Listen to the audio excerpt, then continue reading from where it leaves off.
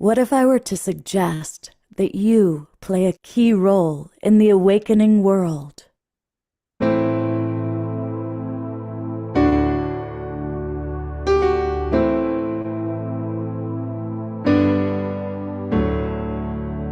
that you are watching this because you have heard the call.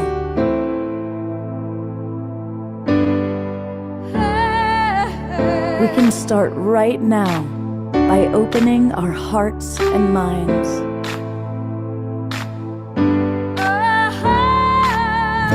Welcome to the awakening world.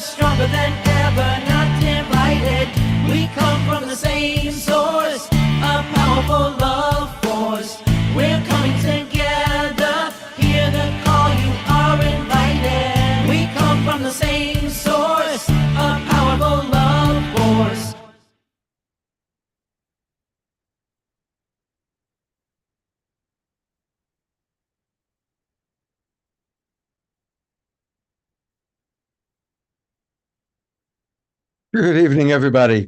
Welcome to the Awakening World. I'm Love Coach Scott Thomas, and it's Saturday night. And for over 6 years now, on Saturday nights and also on Wednesdays now, we bring you shows that inspire, inform, and provide just an opportunity for us to remember the goodness of life and the goodness of all of us. And tonight's show, we've got some of my absolute favorite people with us. Our beloved friend Patrick McCullum is with us, back from another trip down to the Kogi people. We're going to learn all about what they have to say, and there's going to be a lot of really important things that Patrick has to share. And for music, we have our beloved Cornflowers with us, and we've got something special that we're going to play with Cornflower. And speaking of music, I just got to put the spotlight on for Scotty Satori for a moment, because it's just always so good to see you, Scotty. We love you so much. Oh, I just love you all. This is just great. You've been moving and grooving to Cornflower music all the way back to the very, very beginning. Oh, my brother. I love you. Yeah, we all have. And Eleanor Joy, there she is right there. There she is. I'll bring her up. All right. Yeah. You know, and this is the family, you know, it really is family. So it's wonderful. We also are going to hear from Elizabeth April. It's a pre-recorded video, but Elizabeth is going to, she's got something really important to share with our audience. And we're also going to see Celine DaCosta, who is our author that we didn't get to on Wednesday night during our Authors That We Love show. DR is with us to lead our prayer time and to get the show rocking and rolling as only he can. Our beloved house musical artist, Omashar. Greetings and welcome everybody. Namaste, and thank you Facebook and YouTube and our streaming partners who are watching. And freedom comes with letting go. Yes, it does. Surrender.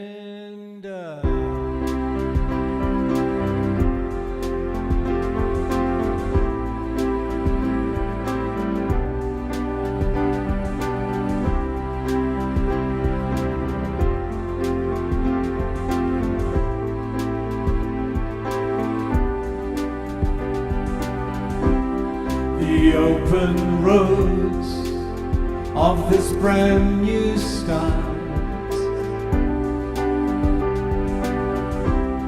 the peace that flows through this loving heart, 'cause freedom comes with letting go.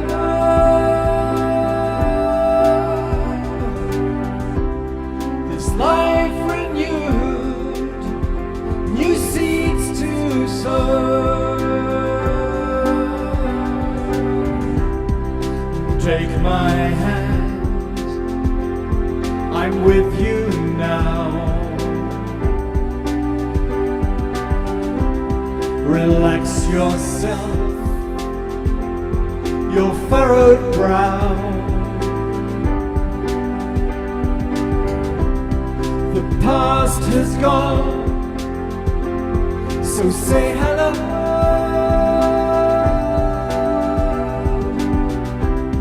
No looking back, onward we go.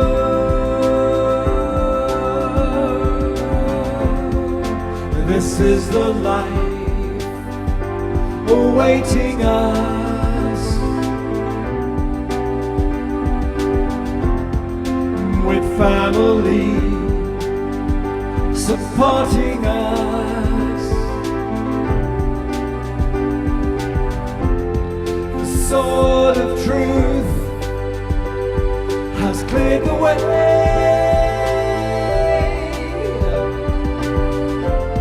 for us to rise a brand new day.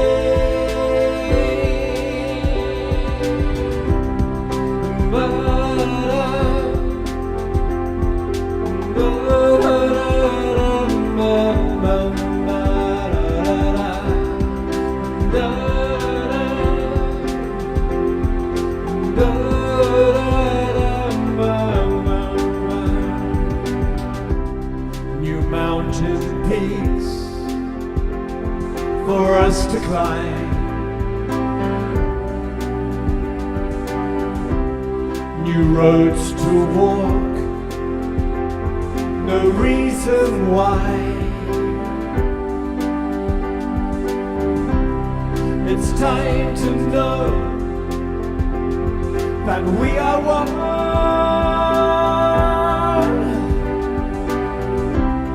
with all of life, the central sun. And this is the life awaiting us, with family supporting us. The sword of truth has cleared the way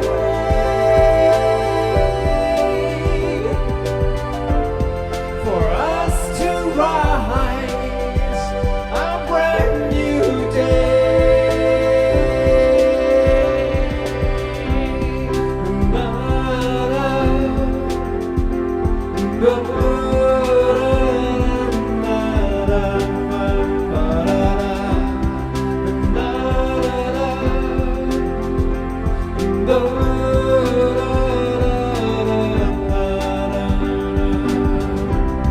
Cause freedom comes with letting go.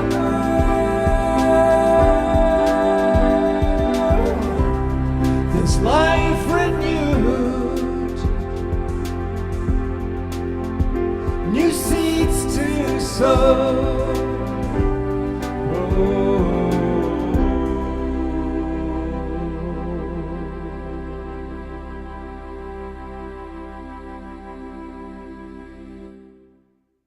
Oh, beautiful. Gonna go to gallery view for a moment. Send twinkles and love and appreciation to our beloved Omar Shah. And thank you to the Global Priest-Type Dance Team. Sylvia, it's great to see you moving and moving your hand and dancing with us. And Lynn, you have been quite the cheerleader recently dancing, so I appreciated that. Of course, always Eleanor Joy and Dia and everybody who is moving and grooving and dancing, Scotty, all of our friends. So thank you so much. And beloved Omar Shah, thank you for your incredible faithfulness and all the beauty you bring into our world. Thank you. Well, you are looking at the man who saves the world. Kind of, maybe, we think, we hope. Certainly an extraordinary enough man that they made an entire movie about him. And I know that many of you are probably familiar with it. But for those who may not have known, they did make this beautiful movie. I went to see it in San Rafael with Eden and Katrina and many of our friends. And it's beautiful. It's a full feature film about Patrick McCullum and the incredible work that he's done in the world. I mean, we're going to be learning a lot more about it tonight, a lot more about his life. And where does the idea that he's the man who saves the world? Well, there were a number of indigenous people that when they saw Patrick, they realized, oh my God, that's who's been coming to us in our vision. And he, along with our beloved brother, Chief Phil Lane, who of course has been on the show many times, they actually created this extraordinary gathering of indigenous elders from the north and from the south. You could say from the land of the eagle and the land of the condor.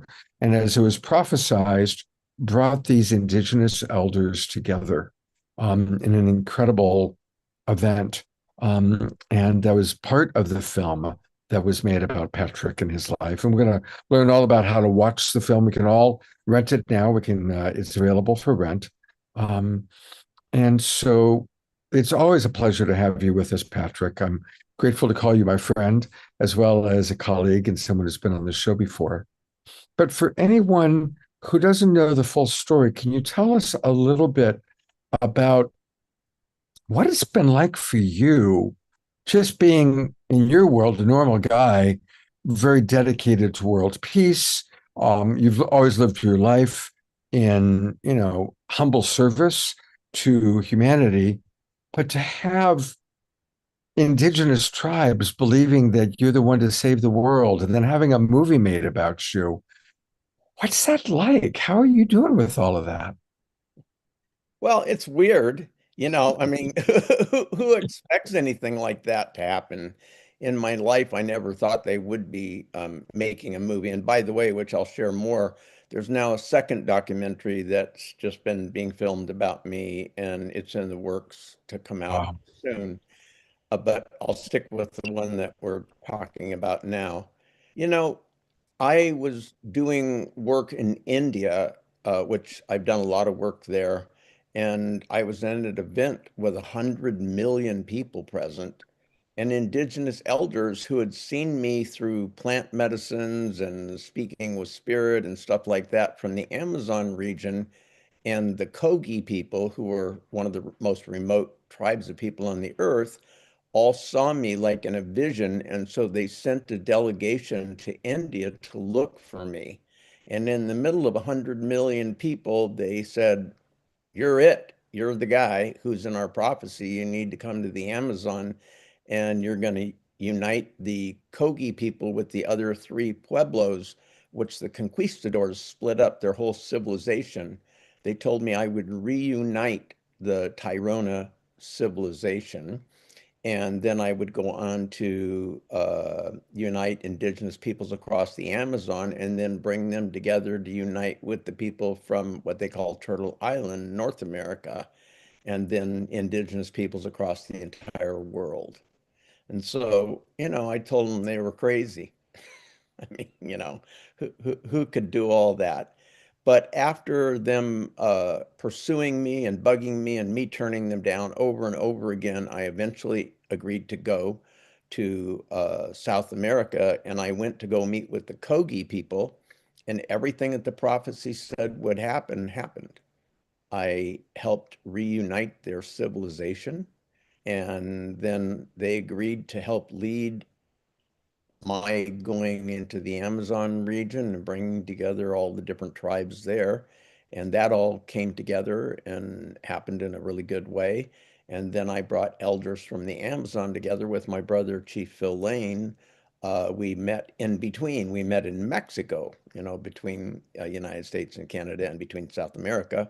And we met there at some ancient pyramids, which it said, by the way, in a different prophecy, that on a spring equinox in that year, this was 2 years ago, that indigenous peoples would come together and we would unite, and it would be the spark that would ignite and save the planet. And this was written thousands of years ago.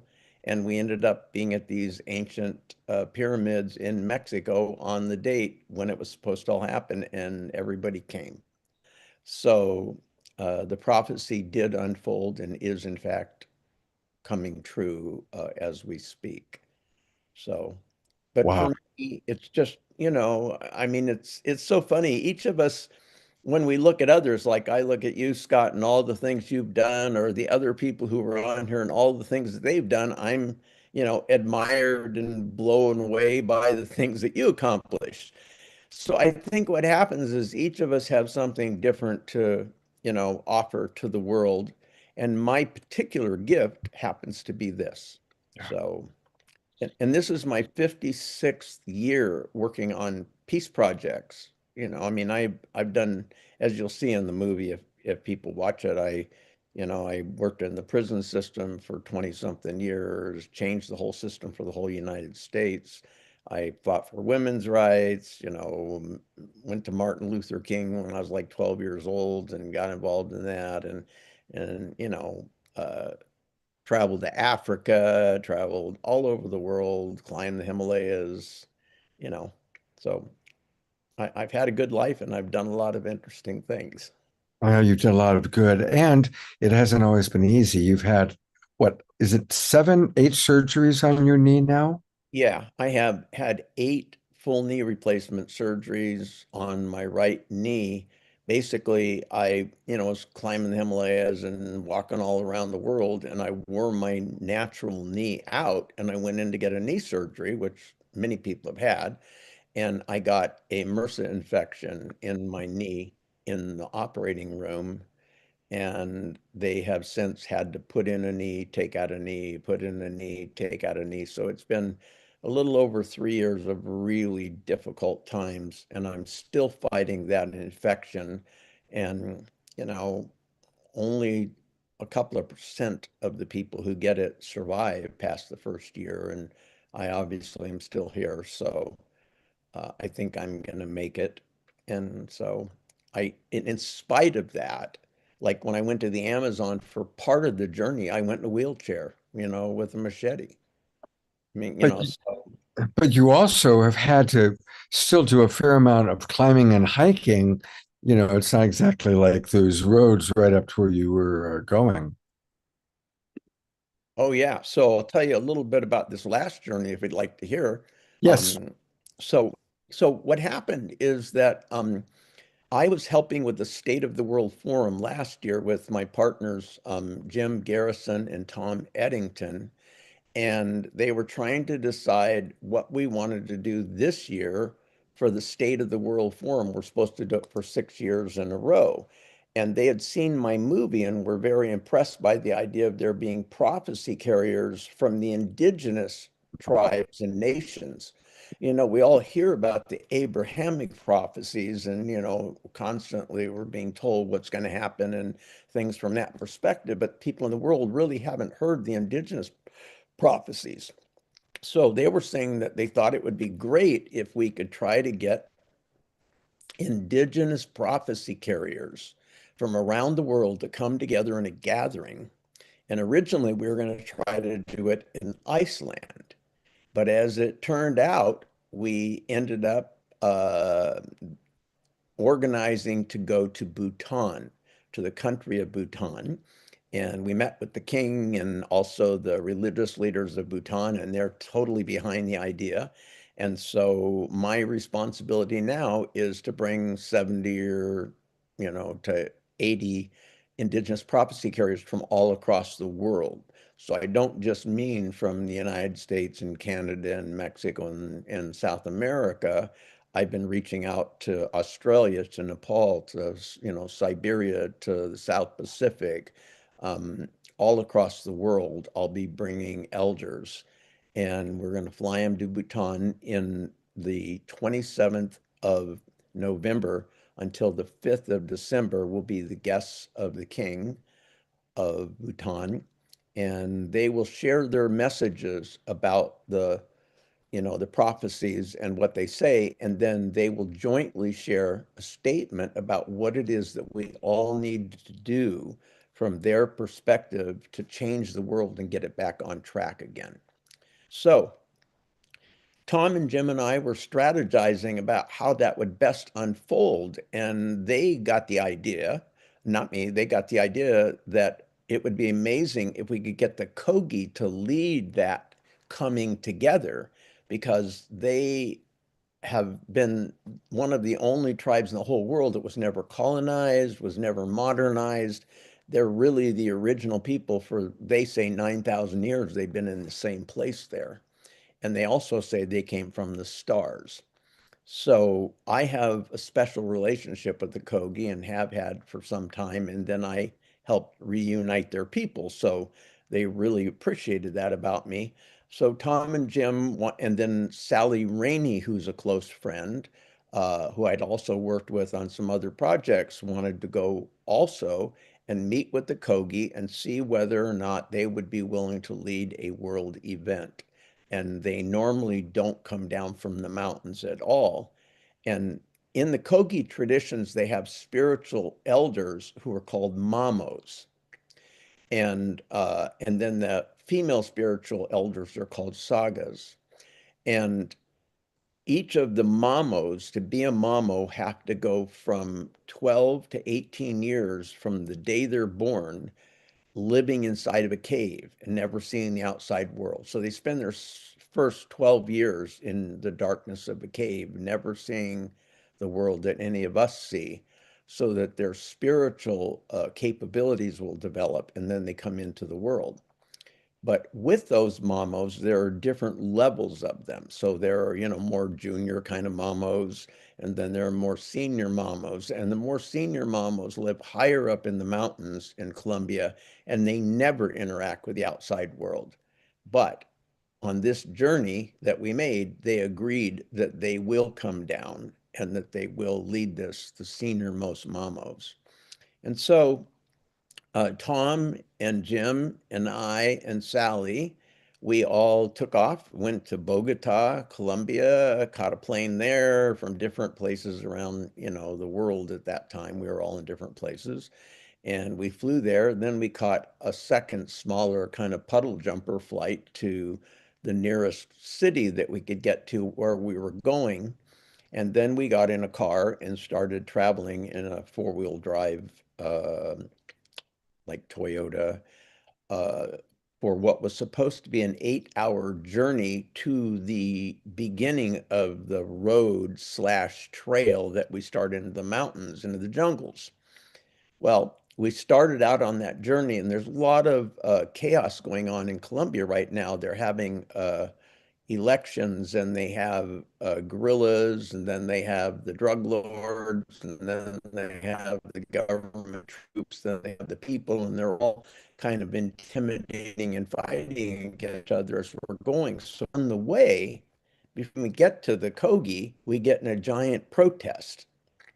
And they've lit the road on fire, and they got machetes, and they're in the middle of the road.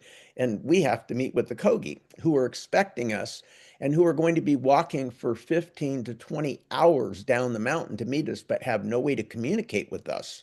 So they don't know we won't get there.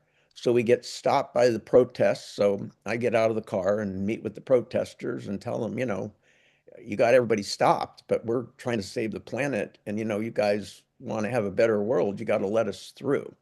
Well, the long story short is they got a guy who got in the car with us and drove us through back, like across farmlands and, fields and through creeks and all kinds of stuff, a back way all around to get past the protest, and we were able to go on.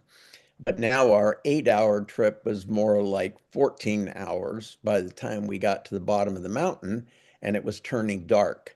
So now we had what was supposed to be a 4-hour four-wheel drive journey up what they call a road.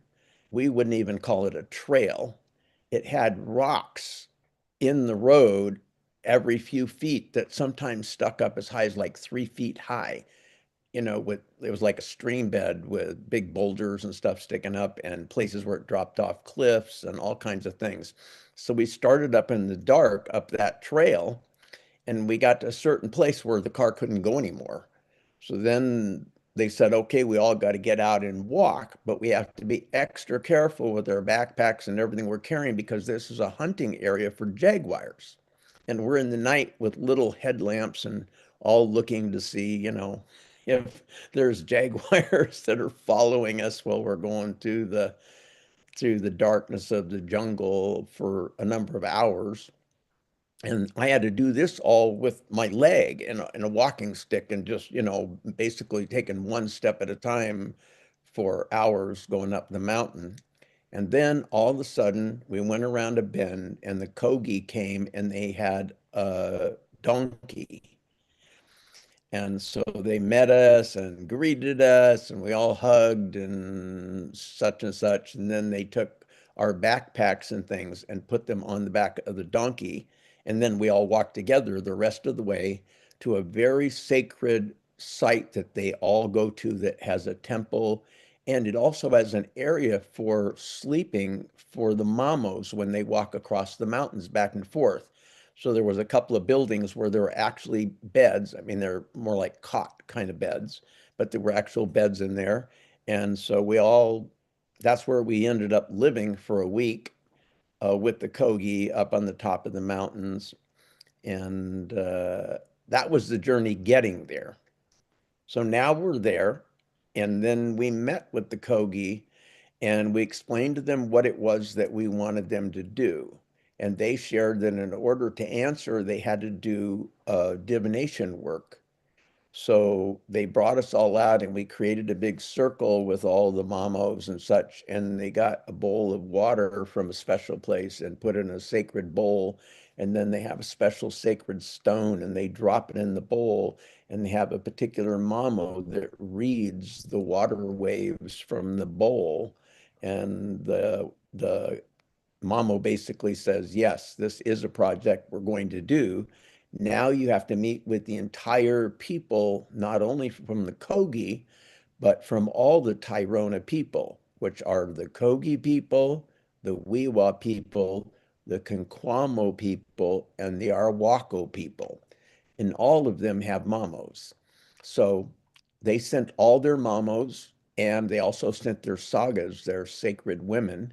And we went inside a kind of mud and stick built temple with a fire in the middle, and we made a circle, maybe about 50 of us, and all the sagas had their little children with them. So all the little kids were there too.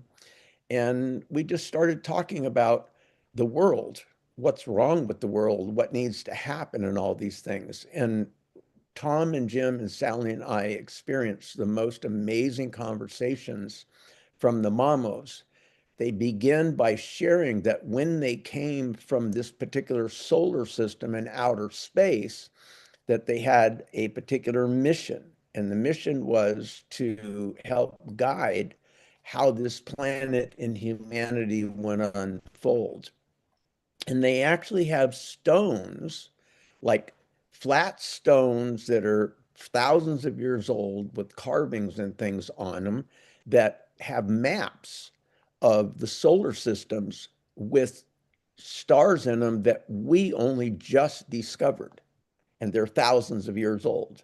So there's some kind of real connection there between them being star people and, here on the planet. So anyway, they said that they have a message that they want to share with the world. And so they'd love to do the thing going to Bhutan so they could share their message. But they also shared with us that there were these very special sacred stones that their ancestors used to activate the planet Earth, and that they'd identified several hundred spaces across the planet where they needed to travel and do ceremony with these sacred stones, where they put the stone on the ground and they bring this energy from outer space to send it into the planet, and then it spreads out through all nature and humanity. and they were trying to figure out, number one, how they were going to get some of these sacred stones. They had one, but the only sacred stones that are available were in graves planted with Kogi Mamos thousands of years ago.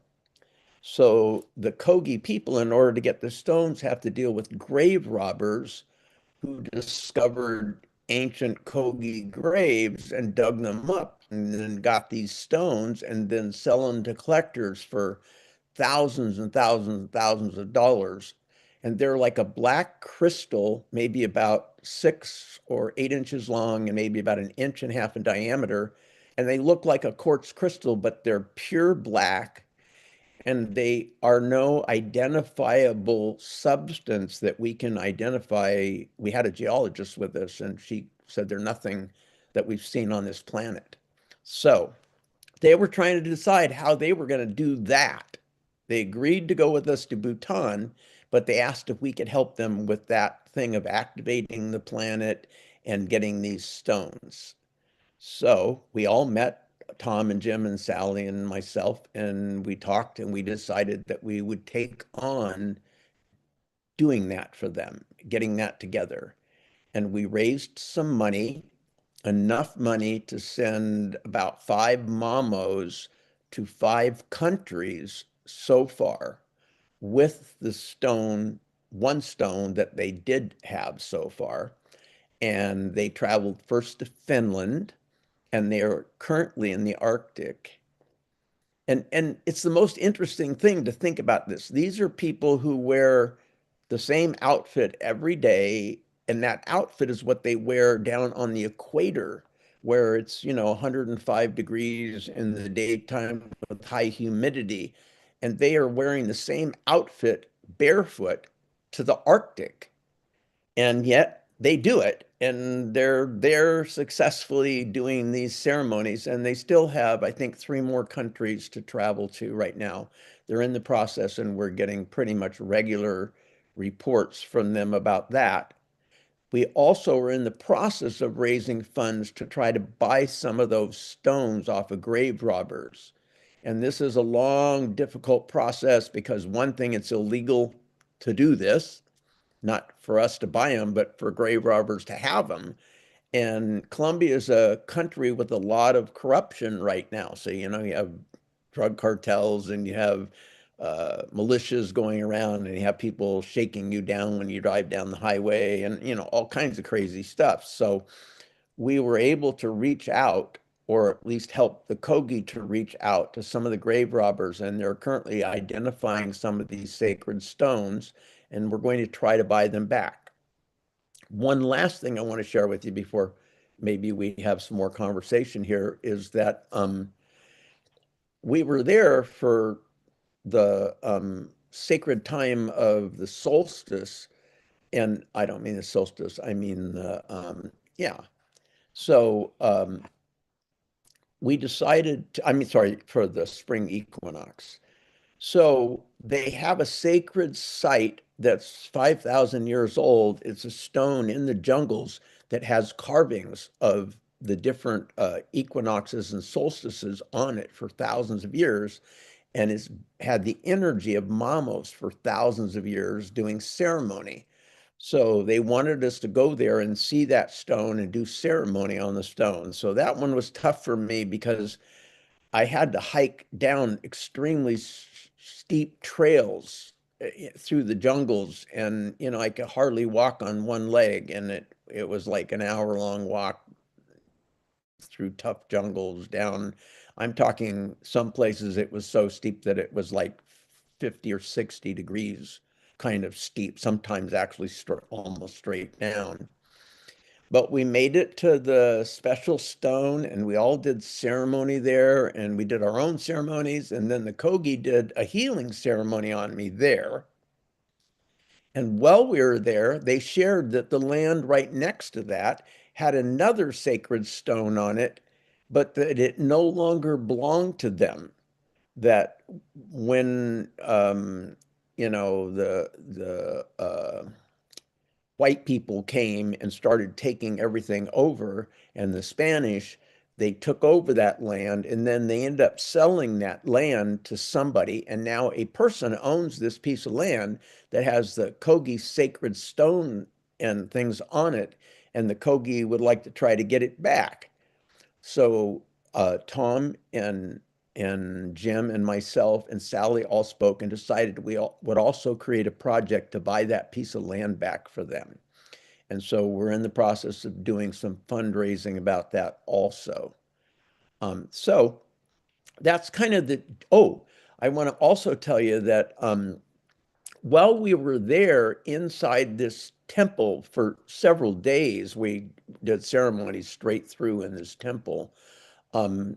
They shared with us that they have an interesting process amongst their people. Jim Garrison was very much wanting to understand how they function as a society and what's different about them than us. So the first question he asked them was, what do you do about crime? And they said, well, we don't allow it. They don't allow crime.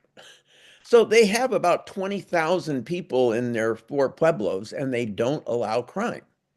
So it's just every little child when they grow up learns that, so they don't have any. And they said that, but it wasn't true absolutely that a number of years ago, there actually was a crime. And the crime was that each of the villages has a storehouse where they collect grains and foods and things they need to get their whole community through for the year. And it's a communal society, so everybody contributes. So they put all their food and all of their things, and then the women weave bags, these beautiful bags you can carry things in, and they send them down the mountain and sell them to people, and they get little bits of money to purchase different things with from the bags. So this storehouse has all those things in it, and it's locked. Well, some mamo climbed in the middle of the night up on top of the storehouse, pulled the sticks and stones and all stuff away, dropped down inside and stole a bunch of stuff out of this storehouse. But somebody saw him. So they reported that he stole it. So the community hadn't really ever had something like this happen before in their memory. But they decided what they needed to do was to bring all of the Kogi and other Tairona people together in a giant communal circle and bring this guy and put him in the middle and say, why did you do this? You have everything. We all share with each other. And he said, well, my wife, she just wanted to have some extra things like they have in the town, and they don't use money. So we don't have money to buy those things. And so, I just felt that I wanted to get those things so I could sell them, so I could get some money so she could get these things from town. So the members of the Kogi tribes all got together and the other Tairona peoples, and they had a big powwow, and they came back and they said, here's the solution to the crime. We're going to make you the protector of this storage place, and we're going to give you the key. And anytime you need to steal something, just open the door and go get what you want instead of violating our sacred space in our community. And you also have your status raised up because you're now the guy who's in charge of the very thing you were stealing from. And that guy took that position on and never stole anything else. And that's kind of the last crime that they've had there. We asked about domestic violence. And they said, well, we don't allow domestic violence, that when couples come together and get married, if they start to have problems, they come to a mamo and tell the mamo, and the mamo brings the entire community. I'm talking, a few thousand people together, and they all help work out the couple's problems. And if the community can't work out the couple's problems, they give them permission to separate. They don't have to go through a divorce and all this stuff. The community, facilitates everything about it so that it all comes out. So that's a couple of the extra things that happened while we were up there.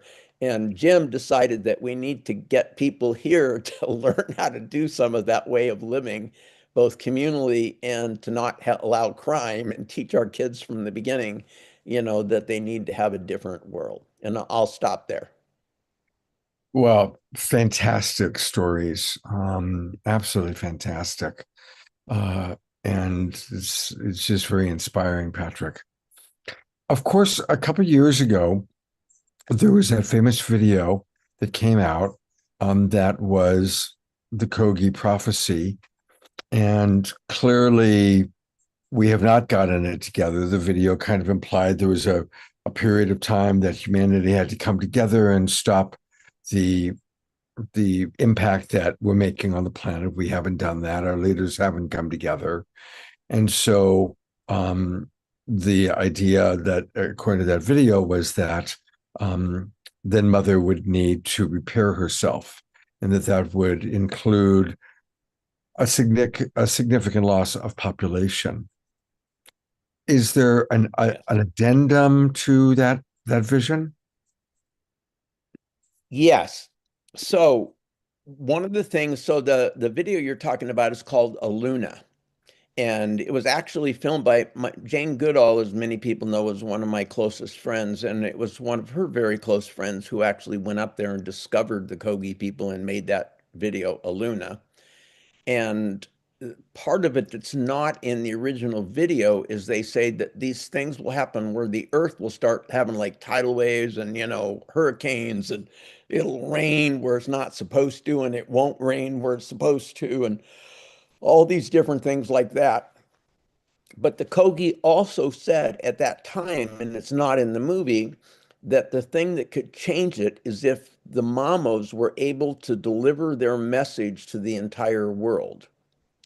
And of course, that video went around and, a few people saw it, maybe even a number of thousands of people saw it, but there's 8 billion people on the planet, and surely not, a billion or more people saw it.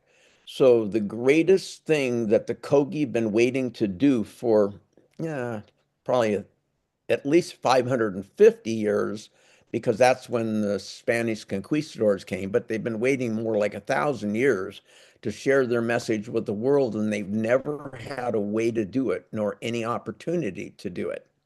And so I told them I would take on the responsibility of making it so they could share their message with the entire world. And that's part of what's happening in Bhutan. Their message will be shared all across the entire planet for the very first time. And this will help change the outcome, they say, of what's possible. But it will require people listening to the message and starting to make change. They believe that we need to follow what are called the original instructions. And many of the Native Americans and other indigenous people use that term also. And basically, original instructions just says, first, to honor our planet and everything on it, that everything is sacred, and that we must all treat all the sacred things as sacred. And if we treat one another as sacred and our planet is sacred, everything will be okay. And so they're going to be sharing that as part of their message when they go to Bhutan. And I would also share with you, because of the work I did with them, and there's a lot more to this story for those of you who haven't seen the movie. In 1965, I was in a fatal motorcycle accident. A drunk lady hit me going 60-something miles an hour, and I was pronounced dead, and I was dead for 7.5 minutes. And I went to a tunnel of light, and I saw, quote, God. But God was a woman. This was in 1965. And of course, nobody really talked or thought of God as being a woman, or could be. And my belief is God could be anything it wants. And, it could definitely be a woman or a man or something we don't understand. But I went through this process where I died and came back. And the way I came back was I promised the divine that I would dedicate my work, my life, to helping to save the world and work toward peace and protecting our planet. And that was the reason that I was allowed to come back. Now, fast forward 50 years later, when I meet with the Kogi, they sit me down and tell me in 1965, they all went up on top of the mountain and did a ceremony to make the man who would eventually come die so that he would restart his life and get the skills and do the things necessary to come and help them. And then they said that was me. So there's just all these weird, twists and turns, and you couldn't make this stuff up, but it's all real, Fantastic. It's so amazing. And that's why they made a movie about you, my friend. Um, Now, I know you're friends with Jayoti Ma. She's been on the show before. And is she part of what you're doing now, or what's the relationship there? No, I mean, so where we are is in the beginning stages of putting this larger event, the Bhutan event. The uniting of indigenous peoples. Basically, I've put an invitation out to anyone who can help bring together indigenous people to either do it on their own or to connect with me and let me help do that.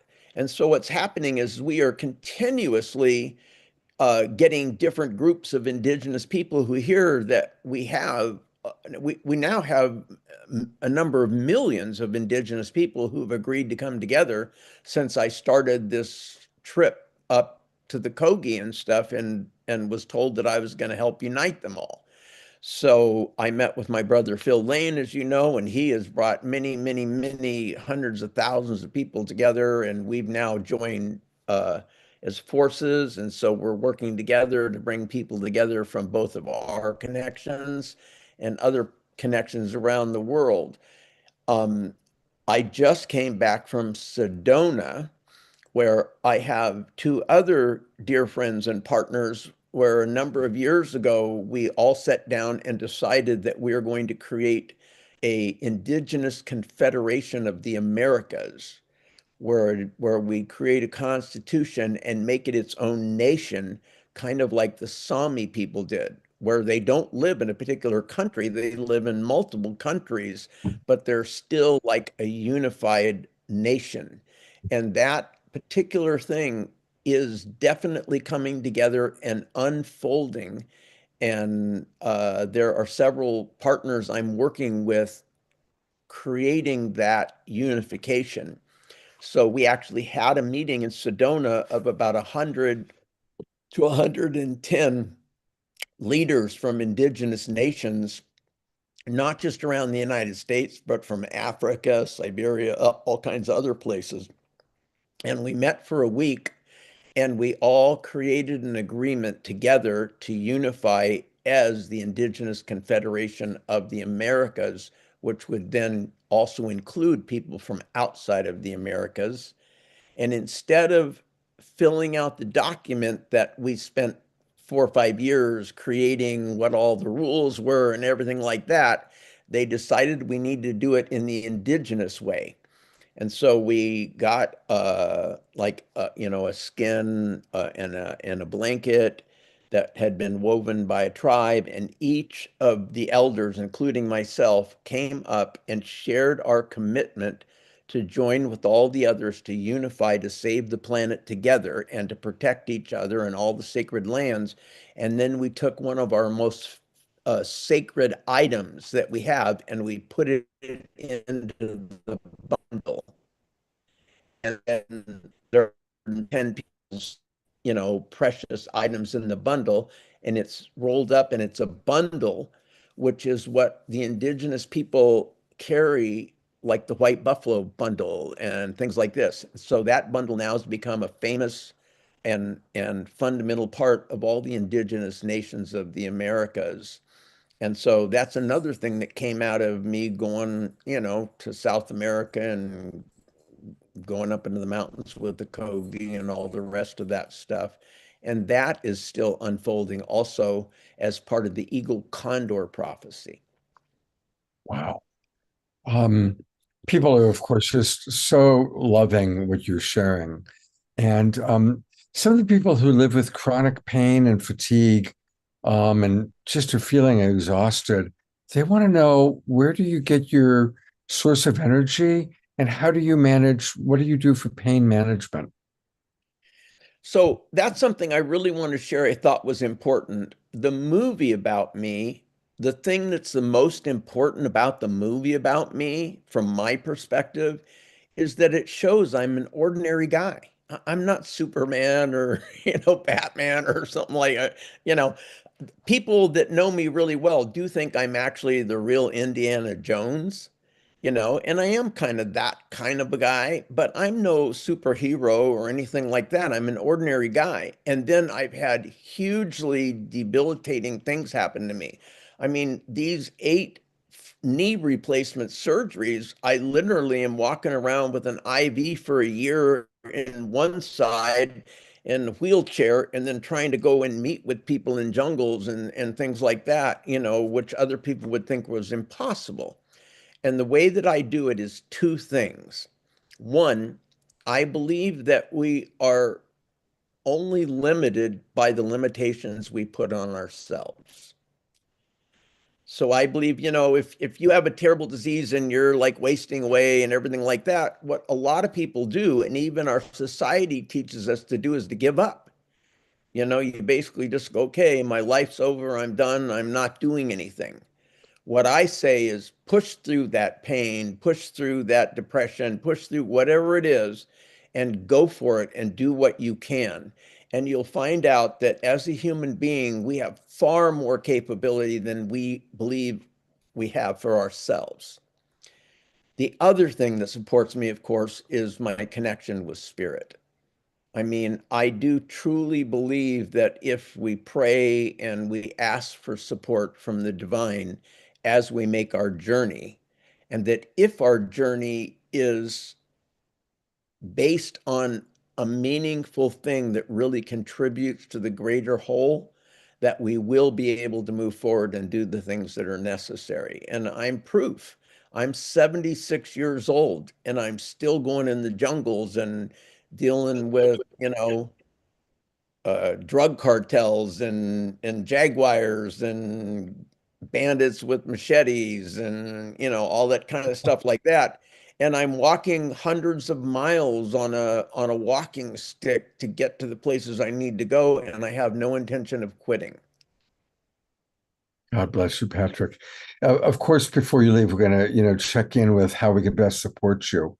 But are you optimistic about how things are going to turn out for our planet? I know that obviously there's a lot of reasons to be skeptical or even fearful. How do you honestly feel about the future? Well, I have 2 things that give me kind of an advantage over most people, but if I share them with you, you'll understand why I have this perspective. Okay. I'm very hopeful for the future. My dear friend Jane Goodall and I, we talk every week about what the most important thing to have, all of us, to be able to bring about the future that we want. And we both agreed that it's hope, that hope is the hope for the future. And so if you have hope, then you kind of lay out in a spiritual way a pathway to open up to something else. And so as long as you have hope and you're connected with the divine, there is always that possibility of good. But let's look at it from my perspective. I was dead and came back to life. So I know there's stuff out there that we all talk about and aren't sure if it's true or not, but it's definitely true for me. And the other one is, I'm going along just kind of ordinary guy doing my work for peace to the planet. And I end up with indigenous elders coming, and I'm in the middle of 100 million people, literally 100 million people standing around me. And they somehow find me in the middle of that and go, "You're the guy." And I turn out to be the right guy, and I didn't feel special or anything. And I even argued with them that they got the wrong guy. You know, I argued for a number of years and refused to actually go and said, "You guys are crazy. I'm not the guy. Clearly can't be the guy. I'm an old guy. I got all these surgeries. I got all this stuff. How could I be the guy?" But then it turned out to all actually happen as the prophecy said. And the prophecies, all the major indigenous prophecies say the same thing. They say that we'll come to a place where society, humanity will be destroying the very planet that we live on, and that we will be destroying one another, and we will have forgot the sacredness of our connection with our brothers and sisters. And that when that time comes, we will have two choices. There'll be two roads we can walk. We can continue walking the road that we are walking, and it will ultimately lead to that thing, Scott, that you shared, that the planet itself will rebel and spirit will rebel, and a large majority of humanity will just be destroyed by, earthquakes and no more water to drink and famine and all kinds of things like that.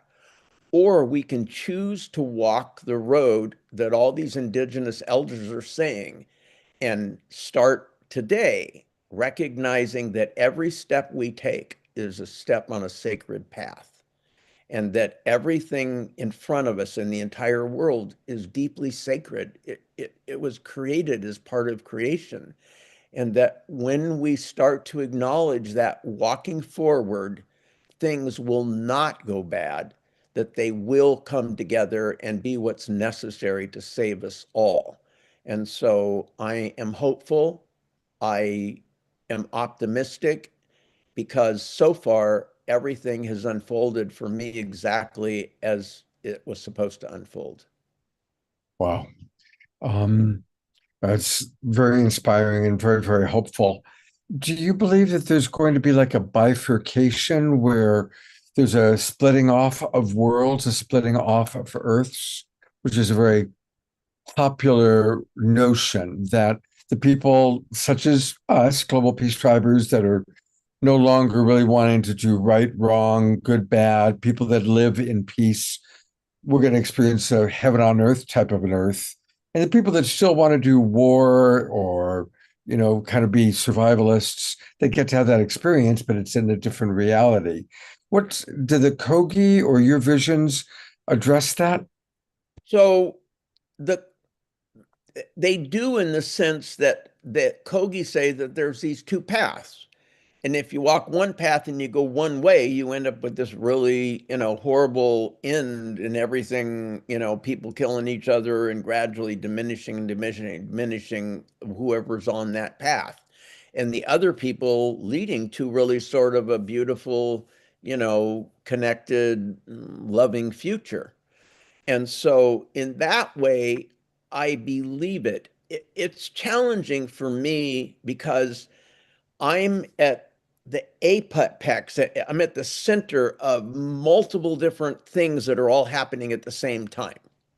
So, for example, I have my ranch in New Mexico, which is where I want to live in the end. I've had it for about 50 years now, very remote area. The first aliens in the Roswell incident crashed on my driveway, or right by my driveway.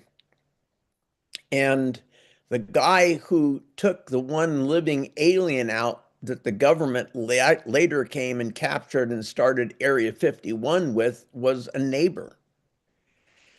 And on my driveway, there's also the mine where they discovered the uranium that they made the Manhattan Project from. And there's all these like things just in my, my own journey, my own life, my own space, that are unfolding in ways that we can't understand. And so because of the crack, they built the first SETI site near the bottom of my driveway, the very first one in the world to speak to intelligence in outer space. So I now am in the middle of a place where I'm connected to people who, believe that there are extraterrestrials and they're among us and things like that. And I'm in those conversations and I participate in that kind of thing. I'm in groups where there are groups splitting off, believing they're going to be a whole different society when the chaos is over and they're going to have this world like you spoke about. So, I hang out with those people, and I believe that we will have that world. I just don't see the world as bifurcating into that. But I'm open to that. In other words, I don't disbelieve in it or contradict it. I just have too many things on my plate, you know, to do it. So I'm sort of choosing the ones that I'm best at addressing. I also will tell you that, you know, my work in India and in the Himalayas, I met with people who could do things that can't be done, like levitate something. Or there were these monks high in the Himalayas who stopped their breathing and make themselves dead for about 6 months. And a friend of mine went up and did a whole documentary about them. He got permission from the Dalai Lama, and they take these people and they put them out in the ice at 40 or 50 below zero with no clothes on, and they don't freeze or anything. They just stay there in a hibernation state, and then 6 months later, they come out of their trance and they are ordinary people again. So I believe that the possibilities in front of us are far beyond anything we can imagine. We think AI is really something amazing, but just human consciousness and where we as humans on our own can go is far beyond anything that we could even imagine yet. And I want to say one last thing. I have a particular belief in the world that's really important. I believe that creation, meaning everything we see, outer space, earth, everything, is whole and complete, and there is nothing outside of it. And if that is true, it means every challenge or problem in the world has a solution in the same world. So, you know, if you're an herbalist, you can learn that by you go out and you get poison oak and, you know, it itches all over you. You think, oh my God, this is the most horrible thing. And right next to poison oak grows jewelweed that if you rub it on it, neutralizes poison oak. Every Right. every single thing, every disease that we have that we've overcome, we didn't invent something new. We simply found something that's been here since the beginning of creation. Even going into outer space, you know, the rockets, the fuel, the gravity, everything was all here in the beginning. And so all that has led me to believe this one sentence that I use to guide my life. If you can imagine it, it has to be possible because my imagination is a part of creation, and creation never has something that doesn't have the answer to it. And so I just believe that, you know, if we imagine this better future, we will have it. Beautiful. I've put the links into the chat box, but I want to acknowledge that most people watching the show are watching on our broadcast partners. By the way, Patrick, I had a lovely text exchange with Summer Joy Raymer today, and she was so excited you were going to be on the show. So she said, we're going to do an extra large sine wave. So there's a lot of people watching on Facebook and YouTube. So I wanted to show a couple of websites. For his movie, go to themanwhosavestheworld.com. Themanwhosavestheworld.com, and that's where you can click right there and watch it for only $9.99. And it's really important to get this out there. First of all, it's a lovely movie. It's really well made, very well produced, very entertaining, very inspirational. So strongly recommend it. And then to learn more about the great work that Patrick's doing in the world, please go to his website, which is his name, patrickmccullum.org.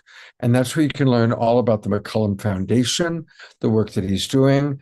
And is there a place here where we can donate? Yes. If you go to that website at the very top of the page, there's a place that says donate, right? Oh, here it is, right here.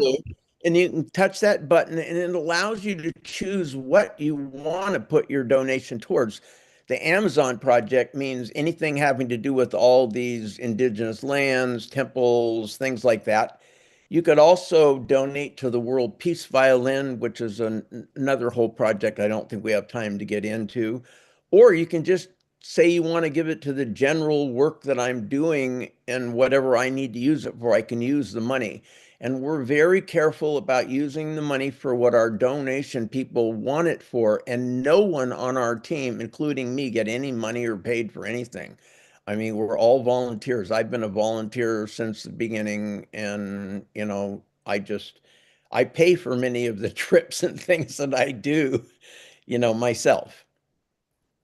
Well, I am going to show people how to do it. I'm going to donate a little bit. And I'm choosing Recovering Sacred Stones and Artifacts. Awesome. And my computer knows me, so I should be able to get in just fine. So there we go. I really want to encourage everybody, please donate. Please support Patrick and the great work that he's doing.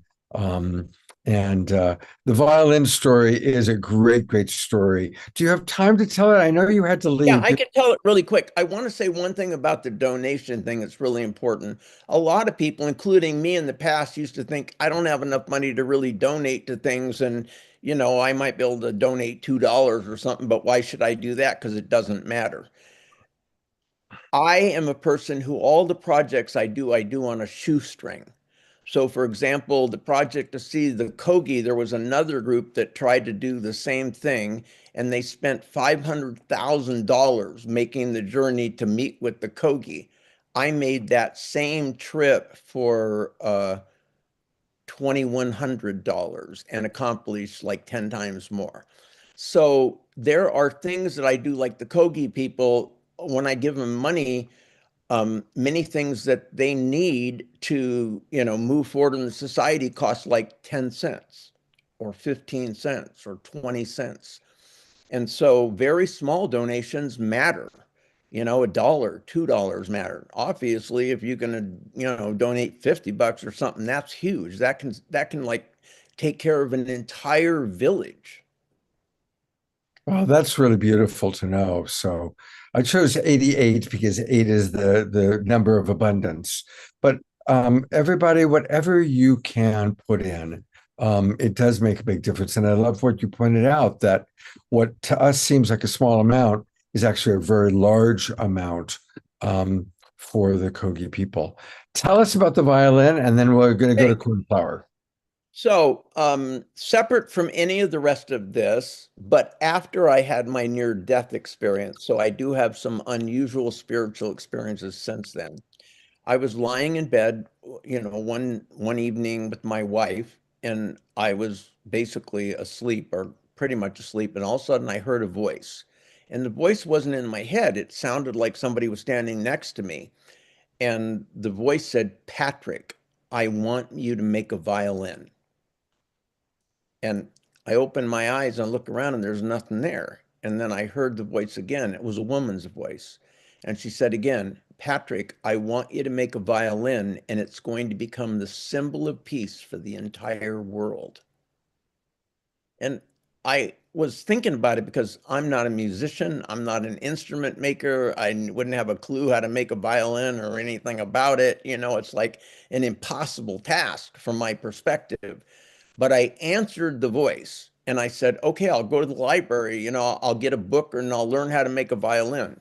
And the voice said, "I don't want you to learn how to make a violin. Just follow my voice." So then I ended up stopping my very first war, which was in the Congo in Africa. And the people there were so thankful about my helping to stop this conflict that had been going on. They're very poor and they wanted to give me something, but they didn't have anything to give me. So they gave me a block of wood from this sacred tree that they make drums to talk to spirit with. And so I go home and I have this big chunk of wood and I'm going like, what am I going to do with this? I wasn't thinking about the violin. Then the Native Americans in California had a site where the government decided they were going to bulldoze the Native American sacred site and build like porta potties and a bunch of stuff like that there. And the Native Americans had already lost their arguments with the state around it, but there was a hearing still going on, and they asked if I would come and speak on their behalf. And I came and spoke on their behalf, and it changed the state's mind. And the state ended up giving them back their sacred land. So I told them about this violin thing in my head, what had happened. And they said, come with us. We have a tree we call the Tree of Peace that, like, 100 or so tribes have been going to for a couple hundred years. When we have conflicts, we meet at this tree and we make, treaties for peace. So I went to this tree and I'm going, okay, what am I supposed to do? And the grandfather who was there took me there, just said, come to the tree every once in a while when you get a chance, and the tree will show you what to do. So I came to the tree back and forth, here and there when I'd travel by that area for like a year or so. And then all of a sudden I come one day and lightning had struck the tree and a huge piece of it was down on the ground. So I got this idea that this tree of peace was related to conflict and the resolution of conflict, and the piece of wood I had from Africa was related to conflict and the resolution of conflict. If I use those two things to make the back and the front of the violin, I would be creating a violin that literally was made from things that were part of the peace process. And so I got a chainsaw, cut a piece of the tree, took it home, just did, from learning to be a little kid, I got a big piece of paper, folded it in half, and I drew half of what I thought was the shape of a violin on it. And then I, opened it up and held it in the light on a window and drew the other half and opened it up. I stuck it on the two pieces of wood, cut out the shape of the violin, and I just started carving it. And the voice would speak to me every once in a while and tell me to carve a certain way or do a certain thing. When I got done carving the violin and it was all the way done, it ended up having fragments from wars and conflicts all over the world spanning about a 6,000 year period of time. And I'll just give you an example of a couple of them. The varnish I put on the violin was made from the remains of the vaporized people of Hiroshima when they dropped the atomic bomb, mixed with the ashes of the white buffalo from the white buffalo prophecy, and ground up sand from the baptism site of Jesus. So that's what I made the varnish from. And there are over 100 fragments of wars and conflicts from across history, including a piece of the brick that the Buddha stood on when he gave his first sermon, all inside the violin. But when I put the violin, it sounded like crap, which is what everybody said. Everybody was saying, it's the wrong wood. You don't know what you're doing. You don't know how to make a violin. You're crazy, whatever. And then I went to India and I'd done a bunch of work, peace work in India, and I was given the honor to bless the Ganges River for 100 million people to clean their karma. So and that's another long story, but I stood in the middle of the Ganges River in what's called the Sangam with 100 million people standing around me. And I blessed the Ganges River, but I also took the violin with me and I immersed it under the water of the Ganges River with 100 million people praying for peace. When the violin dried out, it got an amazing, like, ghostly sound that was something out of this world. And then it started traveling around the world and people wanted to bless it and give it blessings of peace. And over X number of years, as we would keep track of the people, we went over 1 million people blessed it by hand with their blessings for peace. And famous musicians wanted to play it, and it played like at the Nobel Prize, awards. And I mean, it played all over everywhere in the whole world.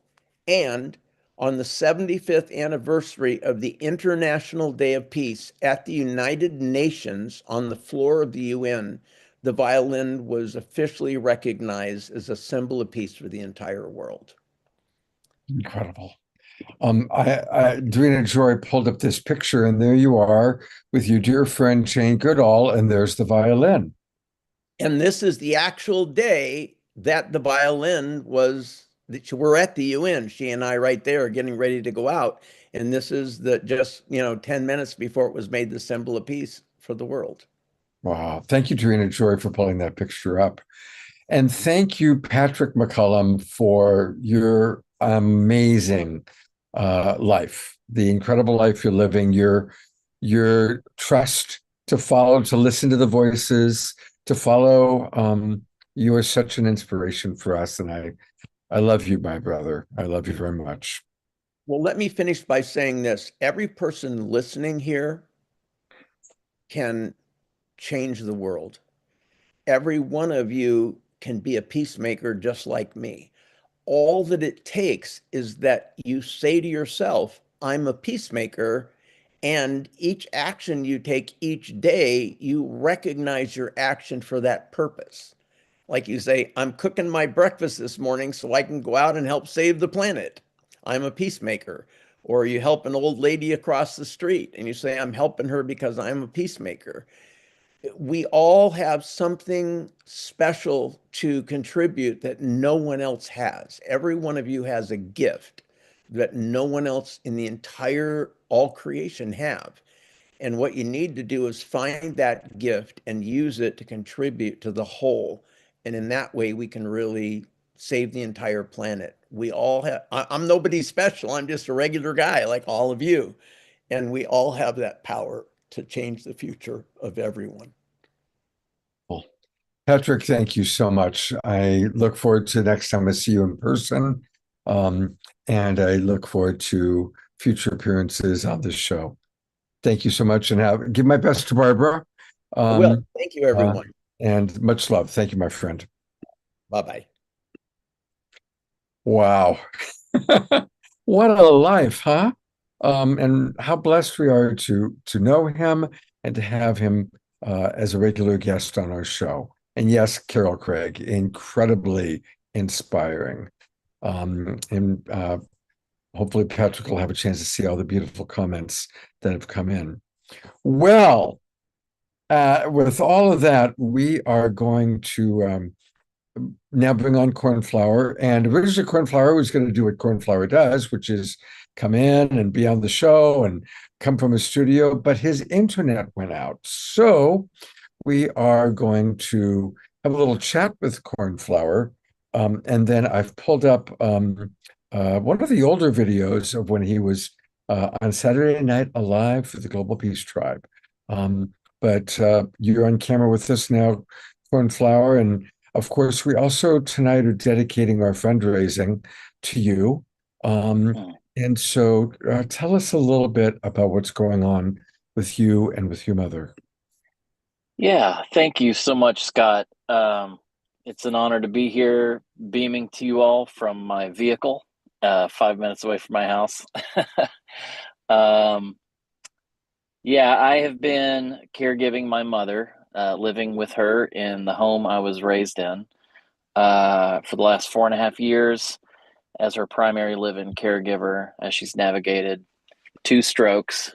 And on Mother's Day, a couple weeks ago, she had her 3rd stroke, and it caused a high level of diminished cognitive behavior, and she lost all control of the use of her left arm and left leg, and can't see out of her left eye, and is having trouble with seeing out of her right eye. She's just really struggling. She's now bedridden. And so all of the care kind of lands on my shoulders. We are very blessed to have her church community has been, bringing food every so often. And some of her friends that she's known since elementary school who are still with us have been coming to visit and sit with her and hold her hand and love on her. And my sisters come in to help give me a break, and she had to go back home, and then my brothers come in. So I feel really blessed. However, this whole thing has required me to let go of all work, let go of touring. I can't tour. I can't record music right now. It's a constant dance with my mom's needs. So Scott asked, if there's anything that could be done. And I'm like, I'm drowning in debt right now. And just am kind of that even though that's like the least of my priority is my mom. I am concerned about my financial well-being right now. And so he said, well, let's see what we can do. And he threw together this GoFundMe and said, hey, let's have you on. So here I am. I was hoping to be singing for you all tonight, but our internet went down 3 days ago. It still has not come back online, and they just sent a text today saying it could possibly be Monday before we see any signal. But yeah, so that's the situation, and I just feel eternally grateful for you guys, for your continued love and support of me and my music, and your prayers for my mother. It really, I have noticed a difference in her cognitive diminishment. There's moments of much more clarity. We had a really beautiful day on Memorial Day. Her siblings came up, and she woke up and looked at me in the eyes and said, "Good morning, I'm so happy." And I was just blown away, because just days before that, I didn't know she would even be alive on that day. So definitely the love and prayers that have been pouring in are helping. And I feel like I've had to do like a crash course in being a CNA. So I'm having to change her and clean her and move her 3 to 4 times a day. And then just, I've got the video monitor on her all night. And so I'm low key, kind of one eye open, sleeping. But my brother just came in on Friday, and I just taught him how to do all those things. And so he's been tag teaming with me. But anyway, it's just like a full focus on my mom and honoring her wishes to pass away in her home. And so we're doing our best to keep her comfortable and safe and peaceful. And I think we're doing a pretty good job so far. So I'm very grateful. Beautiful. So I see where some of the people are already donating right now. Scotty Satori just donated. So thank you. Jan Kaplan just donated. Karen Eisenberg just donated. So the donations Thank are you now all. beginning to come in. So please do donate, and I will. The link is in the chat box. For those of you watching on Facebook, if you go to GoFundMe and just put in the search bar, "Standing with Cornflower in his time of need." And really, in fact, probably all you got to do is put the words cornflower in. I don't think there's any other GoFundMes connected to Cornflower right now. So just put in cornflower and you'll find it. And to remember how much we love this man, and how much joy he's brought. I loved what Patrick said about how we all are contributing in our own way. You are saving the world, brother, one dance jam at a time. And so here's a fun blast from the past. We'll see if some of you maybe might even see yourselves on this. This is from, I think, about 5 years before ago. you hit play, just what you said just really triggered for me, because first off, I loved what Patrick was sharing about that. It has been a mission of mine since a very young age to serve and to be in service, and trying to find what that was. I always felt like music or art had something to do with it, and I've gone through so many permutations, but the one thing that's gotten really clear in my heart and soul, and I think it's definitely happened in 2012 when I lost my voice for a year and I had to take a total hiatus from singing, because my purpose at that point, I thought, was my singing, my music, that was my way of assisting the transformation of human consciousness. And then I lost my voice and I couldn't sing. And so for a full year, I had to reckon with the challenge of, well, have I lost my purpose? Can I no longer serve my purpose? And what I gained from that time was how important connection is. Like when we connect with others and we show up in service, even if that's just being present, you don't even have to be necessarily taking an action, but just being present and showing up in your life to the best of your ability is you living the way. And it's so important for us to find what that, that piece of, a lot of people say with breath work, you got to do this breathing, and it's like but the natural breath is actually this powerful, important, restful state.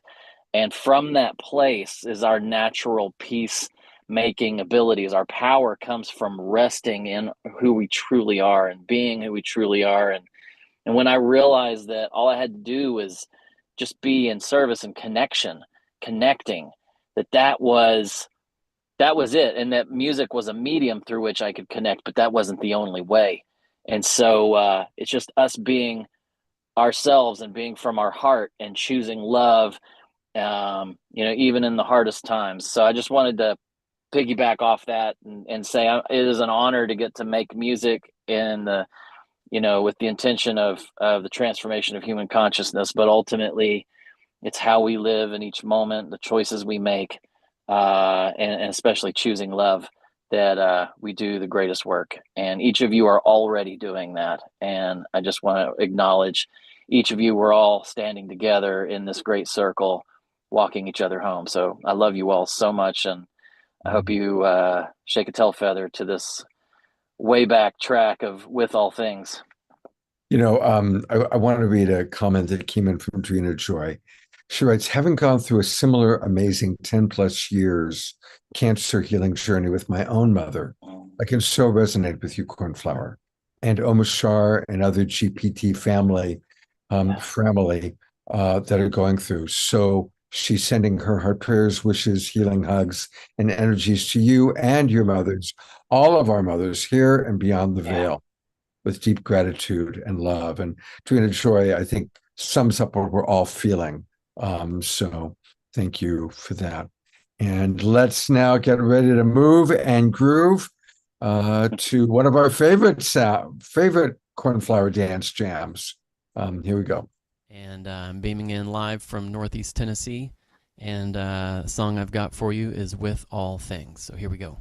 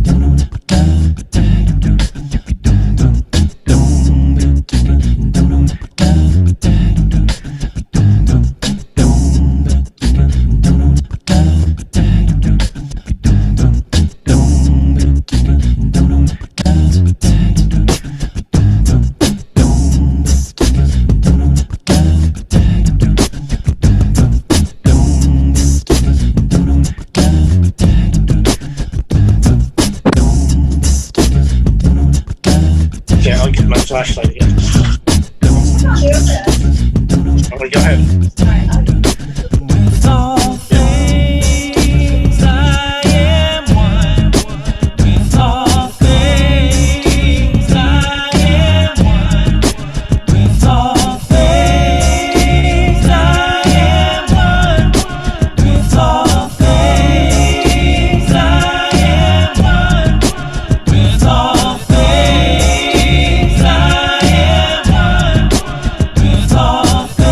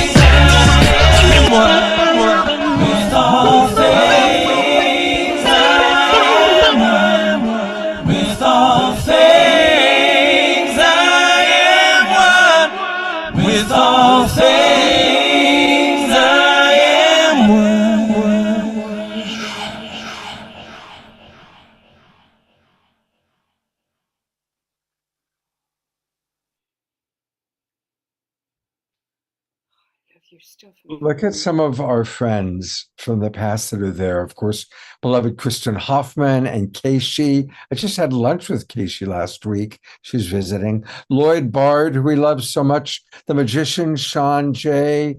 Dr. and Mrs. Future. We're going to do an entire show with them. And Jay Mayer in the corner there. No. In the upper right-hand corner, there's Sweet, man. Jay Mayer. There you all see him. And of course, Deborah Giusti, who was my co-host back in those days. So what a beautiful memory. And there's Fanny Starchild, by the way. She came zooming in just in time to be part of this. The dance party. The dance party. Of course, Fanny would get here just in time for the dance party, of course. Oh, gosh. Well, I want to thank those of you that have donated. Patricia just donated. Doug has donated. Those are the ones I've noticed coming in on my phone. And so and there's Vigari. We love you, Vigari. And we love you, Cornflower. Thank you for all the beautiful things you're doing. Thank you for taking such good care of your mother. And we'll and we're gonna have you on again. I think we've got you in June for the Unity Earth show. We've got that's right. Fantastic. So I'm gonna keep bringing this up for people and let them know about it. So well, Scott, again, you're such a light, man. I'm so deeply inspired by you. When I grow up, I want to be like you. You are no, truly, man, you are something else. You really are fulfilling your role here, and you are showing up so big for so many people. And I'm getting a little choked up, man. I can't thank you enough for your fellowship and brotherhood over the years, and truly honored to have you in my life. And I know everyone on this, this show is eternally grateful for your presence in this world. And you bring big gifts, and we all are blessed to receive them. So thank you for everything that you do. Thank you. I take that in and I appreciate it. Ayada wrote something that I think sums up how we all feel about your brother. She writes, "Dear Cornflower, you are so precious, so loving and inspiring. Thank you for all the beautiful vibes and music you have shared with us over the years." And that's absolutely, and as Scotty points out, hats off to the caregivers. So awesome. And yes, Carol, the video is filled with so many of our friends. So, I also wanted to remind people about Cornflower's main website, actually, because definitely we want you to support him through the GoFundMe. But, he also has this wonderful website where you can find all things Cornflower at cornflowermusic.com. And so another way you can support him is to go to Cornflower Music. And if you click donate up here, whoops, I clicked the wrong thing. If you go to, I see what happened. Okay. If you go to join. Yeah, thank you. You're fine. And that's where you can become one of his seeds, become a Cornflower seed. At the very least, definitely put in your name and make sure that you join so that you are on his email list. But you can become a Flower Seed Plus, get a monthly music subscription, and just click join now. And that's another way that you can support him on a regular basis. I've been a subscriber. I subscribed a long time ago. But anyway, you keep resubscribing, Scott. I think that's what it is. Every time you do this, you go back in and subscribe again. I think that's what happens. Yeah. All right. I love you so much, brother. Thank you so much. And I love you all. Thank you again for everybody and your prayers. My mom appreciates it. My whole family, all of her friends. She's a matriarch in this community, and it's a big deal going on here in my hometown that she's coming to completion here, and every one of you offering your prayers and support. I can't thank you enough, and I hope I get to hug each of you individually before we all stop drawing breath here. It's such an honor to be in circle with you, even through the ethers. I feel so deeply interwoven and connected with each of you. You're truly family, and I love you all so much. Thank you, brother. Beautiful. Just beautiful. Speaking of family, I'm going to share a couple of important Global Peace Tribe announcements. Our beloved Summer Joy, who is getting us out to lots of people through the Sign Network on all of our shows, she's going to do another special full moon dance program tomorrow. And so I want to encourage everybody to participate.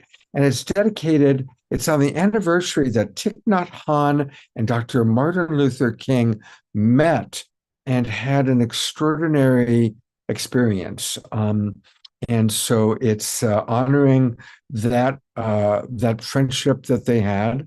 And so she and Shine Heather Elizabeth, who's been on this show, tomorrow at 3 o'clock Pacific time, 6 o'clock Cornflower time, that would be East Coast. And come and join us. It's, of course, on Zoom, and all the details are right here. I'm having a little bit of trouble putting things in the Zoom chat. So if I can't get this to work, I'm going to send it to Diara, who will then pass it on to all of you. But that's 3 o'clock Pacific, 6 o'clock Eastern tomorrow. And it's free. You can RSVP just by going into One World, or right here. Here's the RSVP. And hopefully all of you belong to oneworld.earth by now. Or the Zoom is right there. So, and then speaking of Unity Earth, that's going to be at 3 o'clock. And then 2 hours later, there's another program that's happening with some of our friends. Whoops, wrong thing. I want to go, I've got so many programs open right now. I want to go to that. The Union of Nations Full Blue Spirit Moon Fire Ceremony at 5 o'clock. And again, it's all part of the Sign Network, part of oneworld.earth. We all support each other. So tomorrow afternoon, and evening, this is what you want to be doing. So I hope that you can participate. And I'll do my very best to get that into the chat box. If not, I'll get it to DR, who will do so. I've got a weird thing going on with my computer right now. So I'm buying a new computer, hopefully tomorrow. All right.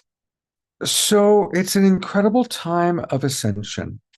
And I want to acknowledge that almost everyone I know, myself included, is feeling extra tired, extra spacey, sometimes going through even, I'm fortunate, I don't go through depression, but I have friends that are going through depression, including people that are not normally depressed, people going through anxiety that are not normally anxious. And you might recall that we had Elizabeth April on, where she talked about her new book, Your Anxiety is Giving Me Anxiety. But she went a little bit deeper recently, all about her understanding of the connection between the awakening we're going through, this awakening Earth that we're on, and how it can impact us in terms of some of our mental and emotional issues. And so I have the greatest respect for Elizabeth. Like, she's a very clear channel. So I thought this would be a good video to play for all of us. So here is our friend Elizabeth April providing some very important wisdom for us.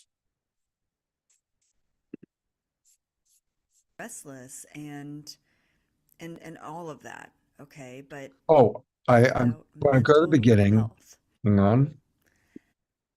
on. Everybody turn your volume all the way up. Because for whatever reason, this particular video, the volume is a little bit low. I've got the video volume at full blast. I've got my system at full blast, and it still is a little bit low. So put in earphones or turn your volume all the way up. It's about 16 minutes long, and I will see you on the other side. Hello again, and welcome back. Today we are talking all about mental health. And it's such a broad topic and such a broad spectrum of what is included within mental health. We're talking about things like, depression and anxiety and psychosis and just feeling uneasy and restless and all of that. Okay, but I'm not going to deep dive into all of the specifics. I do have other videos specifically targeting things like suicide and depression and anxiety and psychic attacks. So go to my website and go check out those videos. You can type in the search engine, they'll pop up. Today I want to talk about, just in general, spiritual awakening and mental health, because they go hand in hand. And how do I put this? A lot of my friends in the past, like a lot of really powerful spiritual people that I know, have gone through a psychosis, which was their opening to an awakening.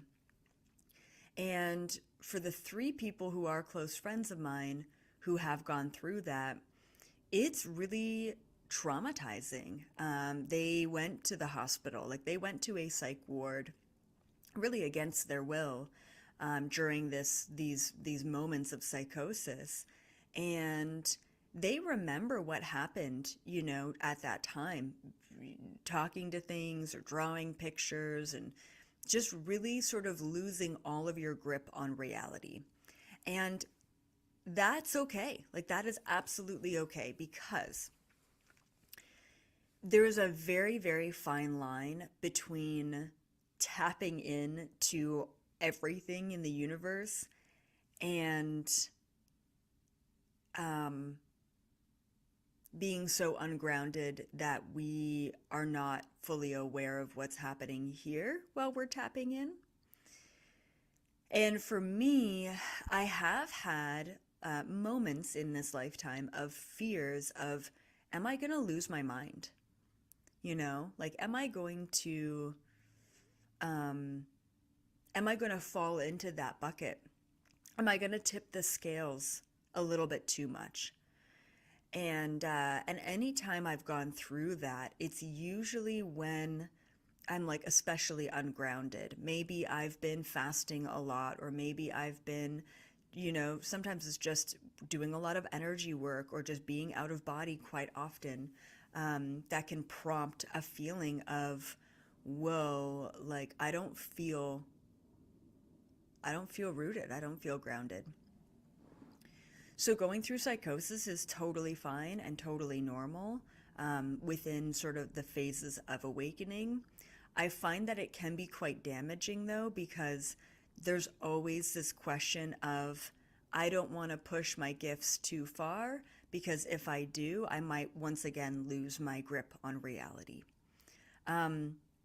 Now, beyond just psychosis, right, talking about depression or anxiety, especially anxiety is what I know more about than depression, but it can be really difficult because anxiety in so many ways, right, it creates this spiraling in our mind.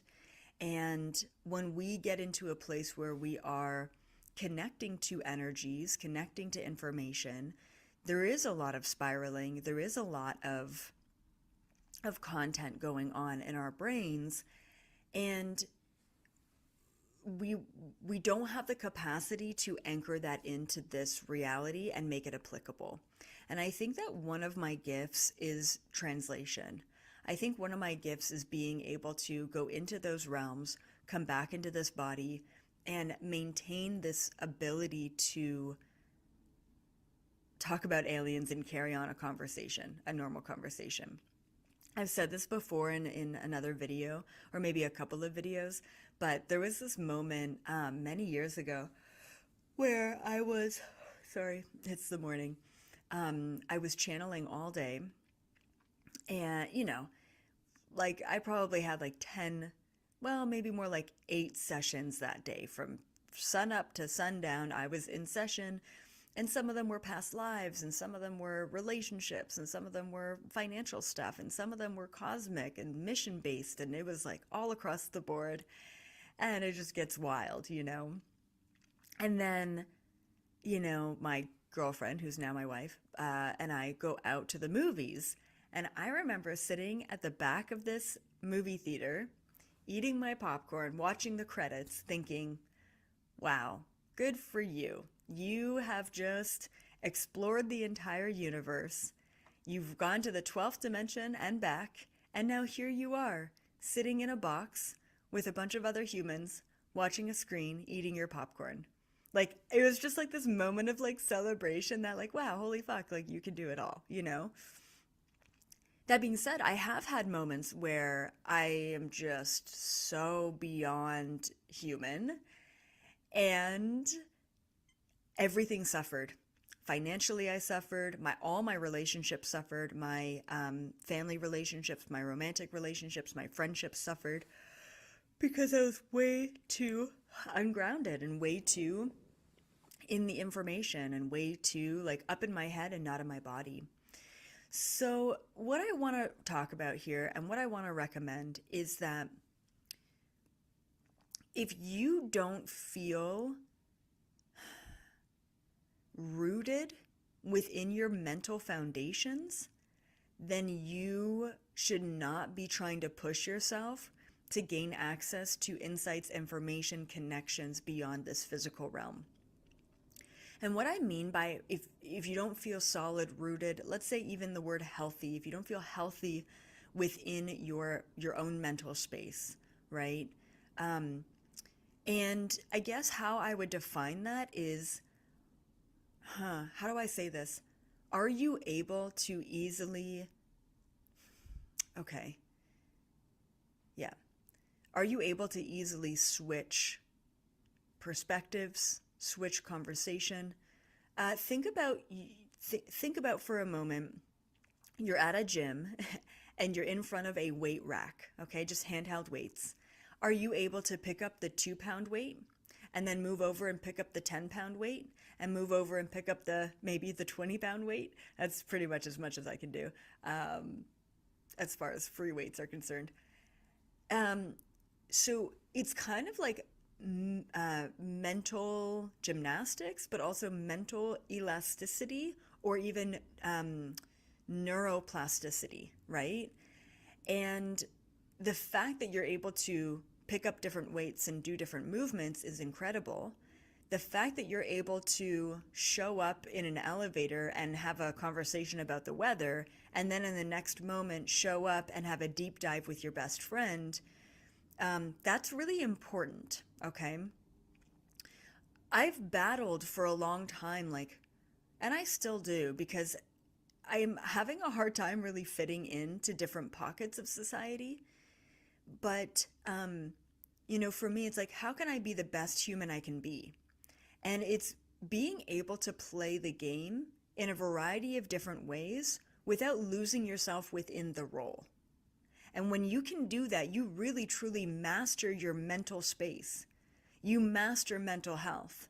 Because even when I am feeling triggered or down or even just a little bit sad or anxious, I can experience that moment because I know that I'm experiencing that energy or emotion for a reason. And then I'm able to step out of that moment and that experience and observe it objectively. I find that when I was at a place where I didn't want to talk to you if you weren't going to talk about chemtrails and the elites and reptilians and the Galactic Federation or whatever, once again, everything suffered, right? So and it's so isolating. Why can't we have it all? We were born at this time to really experience the duality between realities. And mental health, like your mental state, right, is that bridge. It's the bridge between one world and another. And so what I'm saying is the best place we can be, is actually in between both of these worlds, not just one or the other. You will limit yourself if you just choose one state of being. As we all know, we've all tried the human thing, and we have been very restless and unsatisfied and unfulfilled within the human dynamics. And so here we are. But it's also not all about conspiracies and aliens and white light and opening your third eye either. Just make sure that mentally you're in a place where you're really, the best place we can be mentally is observing. If you find that you have the ability to check in with yourself and observe objectively throughout your day, and don't just take that for granted, like that is a very, very, very keen skill to have. If you can do that throughout your day, then you're in a great place to be able to tap in and do whatever you want. If you find that you're so in the human that you feel a little bit lost and restless, then create space to get out of the human and just tune in, right? Create that spot, a quiet moment to tune in, which is what I was talking about, I believe, last month as well in this video. Okay, good. So yeah, that's like more of the programmer. I talk about being the character, being the player of the character, and then being the programmer. And when we can observe ourselves playing the character, playing the role, then we're the player. When we can show up and set intentions and manifest what we want that character to experience, then we become the programmer, right? And I don't know about you, but I've gotten to a point where I actually really enjoy meeting a random stranger and like picking their brain a little bit, or pushing the boundaries a little bit. Like I feel so solid, maybe confidence not the right word, but let's say grounded, rooted in my mental space. I don't need to convince anyone. I don't need to push for anything. I don't need to always talk about one thing. I can really just show up and observe humanity. I can observe a person and learn so much from it. I can show up and talk about the weather and actually enjoy the conversation, right? And it was many, many years where I did not enjoy those conversations. I did not want to show up and just fucking shoot the shit. So that's really what I wanted to mention with mental health. You have to be at a place where you're very solid within your mental state, because that mental state is your bridge between worlds. And when I say solid in your mental state, it's the ability to switch frequencies easily and effortlessly. It's the ability to show up and play many different roles, but play them consciously, not subconsciously, not through autopilot. When we're at that place, we know that we have full capacity to navigate this world and other worlds. So anyway, hopefully this information came to you. I know I rambled a bit, but I didn't want to just focus on one aspect of mental health. I wanted to mention that I've gone through all of the different angles, or a lot of the different angles of mental health, and this is the place I've landed that feels the best. And I'll be honest, I do still have down days. And, recently in the past couple of days, I've been so triggery. The word that I use is sharp. I've been so sharp, and and it's tough because I'm I don't want to be this person. I don't want to feel this way, especially towards my wife, because she gets the brunt of it. I'll be how long has Bodhi watched TV for? Or how much dairy have you given him? And I don't know, maybe it's a control thing or whatever, but it's oh my God, the kid isn't gonna die, so for me, it's take those moments, tune into them. Obviously, I'm recognizing that I don't want to be that way, and that he's gonna be okay no matter how much TV he watches or whatever. And to relax a little bit, but then to also objectively observe my state of being. What is it? Am I hungry? Am I tired? Am I overworked? Am I Am I not feeling heard or seen in other areas of my life? Or, what is it, right? I don't know. Don't ask me. I really don't know why I've been kind of like just sharp lately.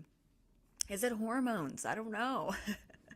So I find personally, even though I don't have an answer as to why I feel this way, by objectively observing and trying to pinpoint it, I'm opening up a dialogue and a conversation internally that helps me feel a lot better because I'm just listening to myself.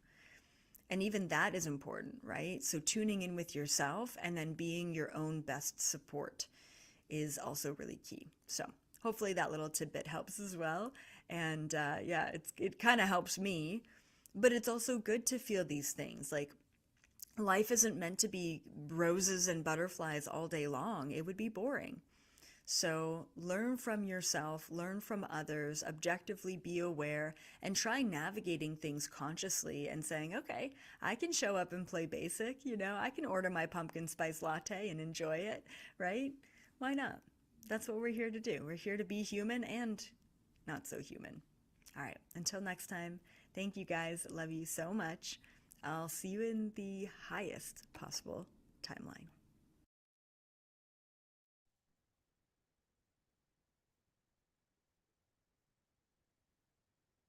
I saw in the chat box that many of you were relating to that.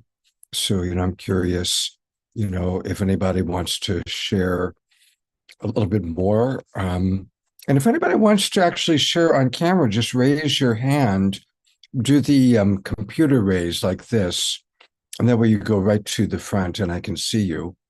So if anybody wants to share what this came up for them, because I'm imagining, well, some of you said that, I'm imagining that a lot of us are going through moments.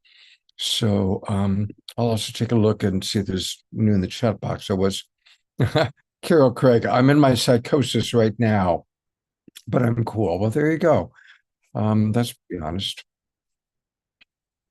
Susan says, good advice. People having high respect for Elizabeth. Yeah, she does risk it all.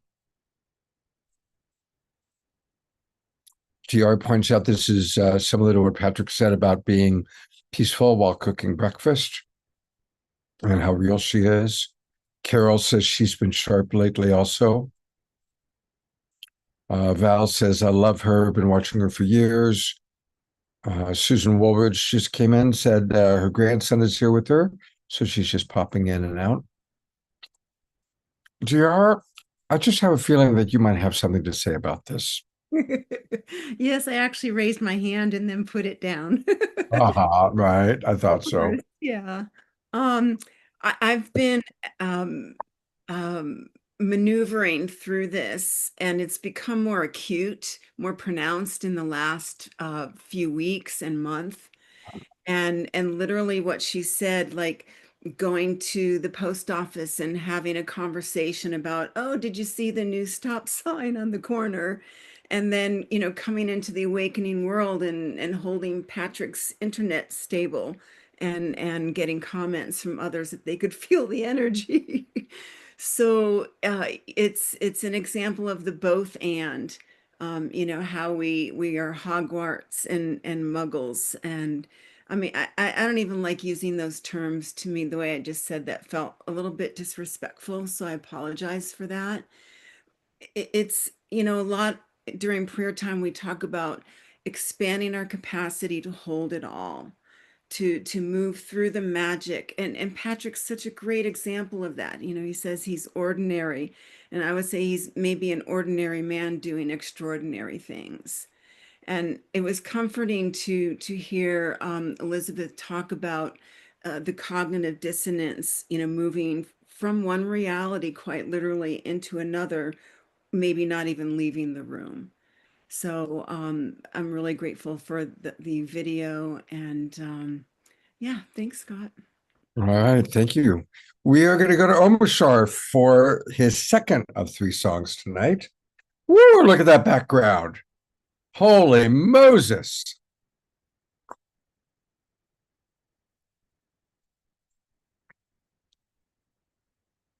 We're not hearing you, brother.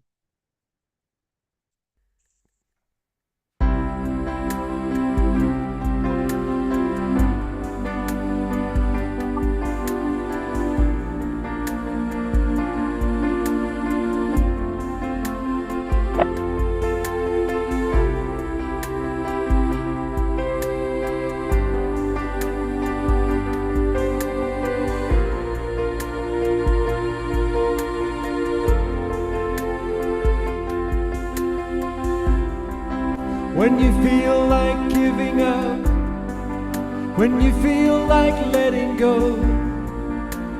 living in this ever-changing world,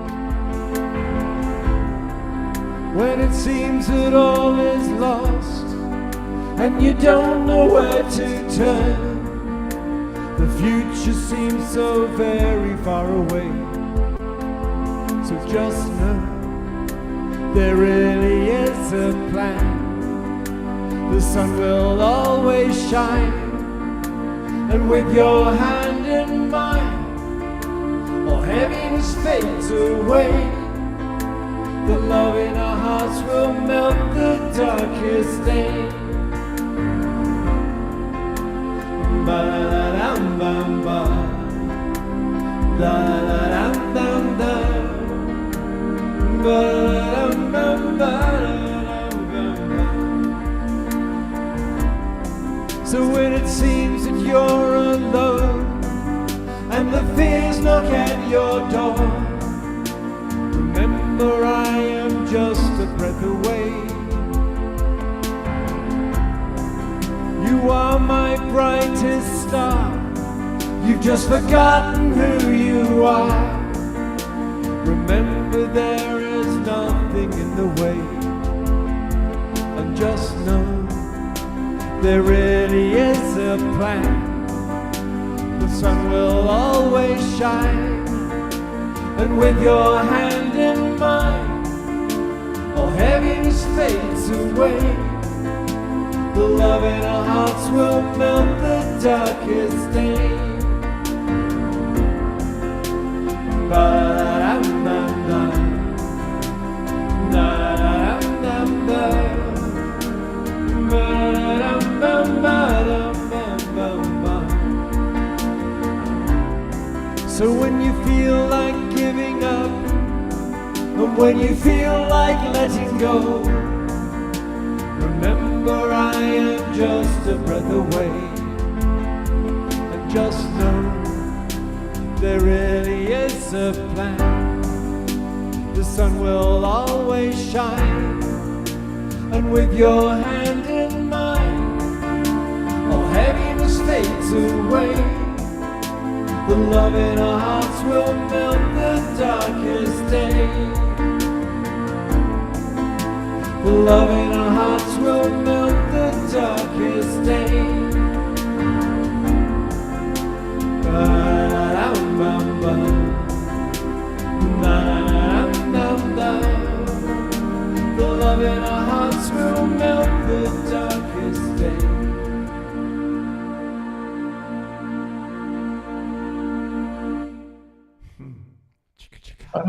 I love that song, and it's just such an important message. The love in our hearts will melt away. It's melt the darkest day. The darkest days. Yes, indeed. It's a trip, and it's funny. I was tuning into what was going to happen tonight, and I was kind of wondering why these songs came up. But now I know what we've been talking about, and psychosis and all that. I had a bout of that, and I'll tell you what. You're never alone with schizophrenia, so there it is. So, I'll be honest, this show is kind of interesting. Originally, I was going to go to Contact in the Desert this week. And so I was going to do a show live from Contact in the Desert. You guys know how I do that. I kind of show up, at a festival or a conference, and I pull something together. But for several reasons, I decided not to go this year, which was a big let go because I really wanted to go. But I had clients really needing me this week, and I've got a big road trip starting a week from tomorrow. So I decided to stay home. So I didn't know 3 days ago what we were going to do tonight. I had no idea. I knew cornflower. I had committed to cornflower. And of course, ours can count on almost sharp. And then I thought, Patrick McCullum, we've been wanting to have Patrick on the show. And so I reached out to Patrick, and he said yes. And then I think the next day, I saw Elizabeth April actually shorter reel, and I realized, what if Elizabeth, we love Elizabeth. And so when I kind of went through her videos, I found the one today on mental health. and thought that that would be the best one to play. It And was then, really important, and I loved what she had to say. And Patrick, he spoke for a long time. Holy smoke, he has a lot of information, but it was so poignant, and he is such a positive trooper. And it's funny that you were going to the contact in the desert because I was invited to go to Egypt, a paid trip to Egypt, and to go to the Hollow Movement. That wasn't a paid, but I could have gone on a volunteer. But for some reason, I was just at this overwhelm. It said, "Stay still, be present," as Cornflower was saying, and we shall actually meet up in Santa Fe in a couple of weeks. So that'll be really nice. And there's one thing out of all that. So that must be what is most important for us in this moment. Yeah. Yeah, and we'll be doing on the Wednesday night from Santa Fe. We'll be doing a show from a live show from Santa Fe. That'll be so cool. Yeah. So we're very spontaneous, and of course on Wednesday night, most of you were there. We had a Authors That We Love show, and I just let everybody go a little bit longer because I realized, hey, you know what? I can play the Celine video tonight. So that's what we're going to do now. We're going to meet a really fascinating woman. She is an author that we love, or I think you'll all love her after you watch this video. So here we go with. So she's from Spain, right? Yeah, Celine DaCosta. I pre-recorded this a few weeks ago. She's pretty big league. She's got quite a big press team behind her and such. But we pre-recorded my morning, her evening, and she was in Spain when we recorded this. So I think you'll all like her. She's cool. For our next author, we are going all the way to Spain, where we are meeting Celine DaCosta. And I am really excited about her book. It's a perfect book, really, for so many of you in the audience. It's called The Burning Ground. It's a story that's her own personal story. But one of the things that I'm excited about is that there are soul inquiries after every chapter. And so we're going to learn more about it. So here she is. Welcome to the Global Peace Tribe and to Authors That We Love, Celine. Thank you, Scott. I'm so glad to be here and to dive in. Let's go right into, of course, you really integrate your own personal story. Can you give us a little bit of that story? Yeah, of course. So the one from the book, you mean, right? Yes. The book starts off? Yeah. Yes. So the book kicks us off at about 10 years ago, 2016. And back then, I was a few years into corporate America. I had, when I was 10, I immigrated to the United States from Italy, and just got sold real hard, real soon on this whole concept of the American dream and it being something that I absolutely needed to achieve as fast and quickly as possible as an immigrant child in America. And I did all the things. I checked off all the boxes, straight A student, went to an Ivy League university. When I left that university, what naturally came next is I need to go to New York City and I need to work in corporate and I need to have a successful job in a successful company in this place. And I ticked off all the boxes. I did everything that I was told that I was supposed to do. And there was this inquietude within me that I couldn't quite mute.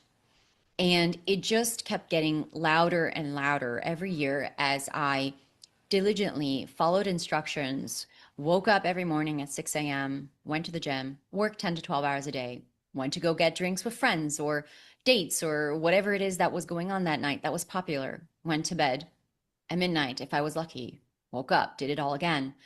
And in the monotony of this life, something inside of me began to stir. And that feeling of just, I would say, restlessness, the feeling of something is not right. Something is not only not right, but it started to escalate into something is terribly off. And I couldn't quite put my finger on it. And I didn't have the words for it. And I certainly, back then, I wasn't, did not have the frameworks or the mental models or the teachings, or I didn't do the work that I've done now, where I'm able to look backwards and really give words to my experience. But it was this like soul restlessness that was telling me, I need to go. Something needs to change because if I keep going this way, it's going to be really bad for me. And through a series of very unexpected, unconventional events, as you know, God, source, universe loves to do. When it's time to change, we are given many, many opportunities. Some of them very harsh and challenging to change, which I detail in the book. Basically, I hit a breaking point where I said, "Okay, I need to change.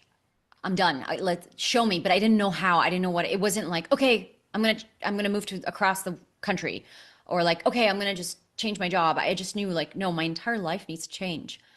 And through another series of events, which I detail in the book, I came to realize that the only way I was actually going to create the kind of change that would have me remember who I was, that would have me feeling something deeper in my life that wasn't just misery and or numbness, I had to drastically shake things up so much that I wouldn't be able to recognize myself. And that's what I did. That's what I did. So, and ultimately, then the whole premise of the book, or not the premise, but the whole plot of the book is I decided to go do a social experiment. That's what I told myself back then. I didn't know it was going to be an odyssey of my soul. And I challenged myself to circumnavigate the globe by couch surfing, never using the website. Yeah. Just human connection. Mm-hmm. Well, and how long ago was this? How many years ago? It's 10 years ago. 10 years ago. Yeah. And how long did the couch surfing adventure last? Well, officially, which is what the book writes about, it was 9 months. Unofficially, it was around 5 years. Wow. And during this time, what was going on for you spiritually? Like, tell us about your spiritual evolution during this process. Yeah. So I share about this in actually it's not even in the book because the book didn't know that in the book, but I share it either in my epilogue or prologue.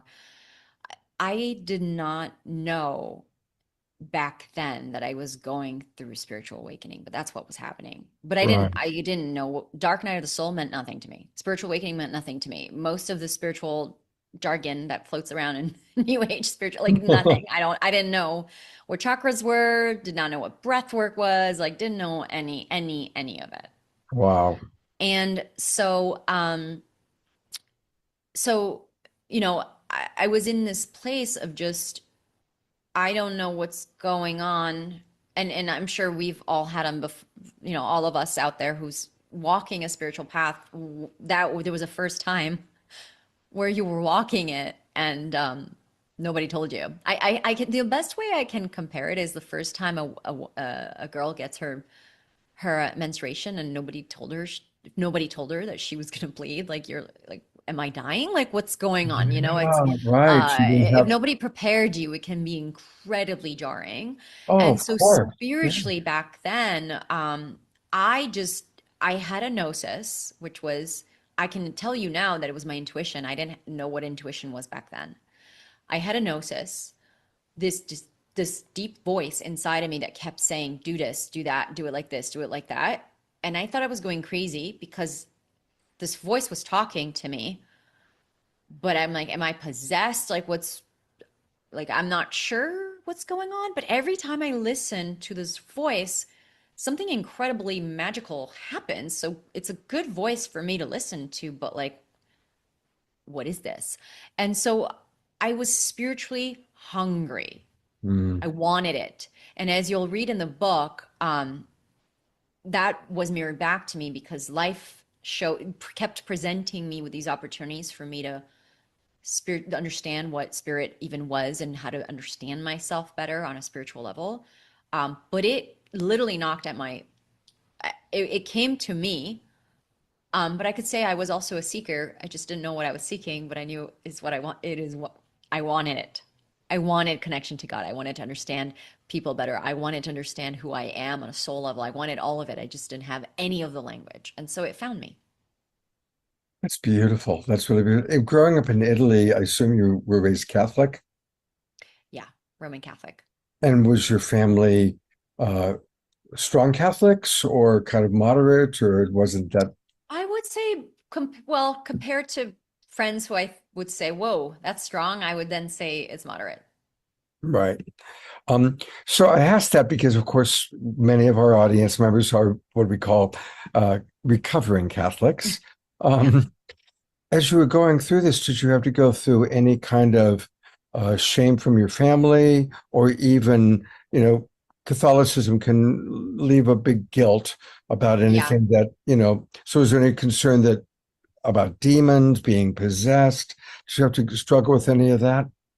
I love that you're sharing this, because then it's like most definitely moderate and not heavy. now that you're sharing this, I'm like, nope, I came from a moderate Catholic, like as in every Sunday church, and lots, there's the shaming of like, if you don't do this, Jesus, if you don't placate Jesus, you're going to go to hell. There's definitely a fair share of that. Not explicit, but more implicit, more like, oh, we don't do that here, But I would say when I left the church when I was 14 years old.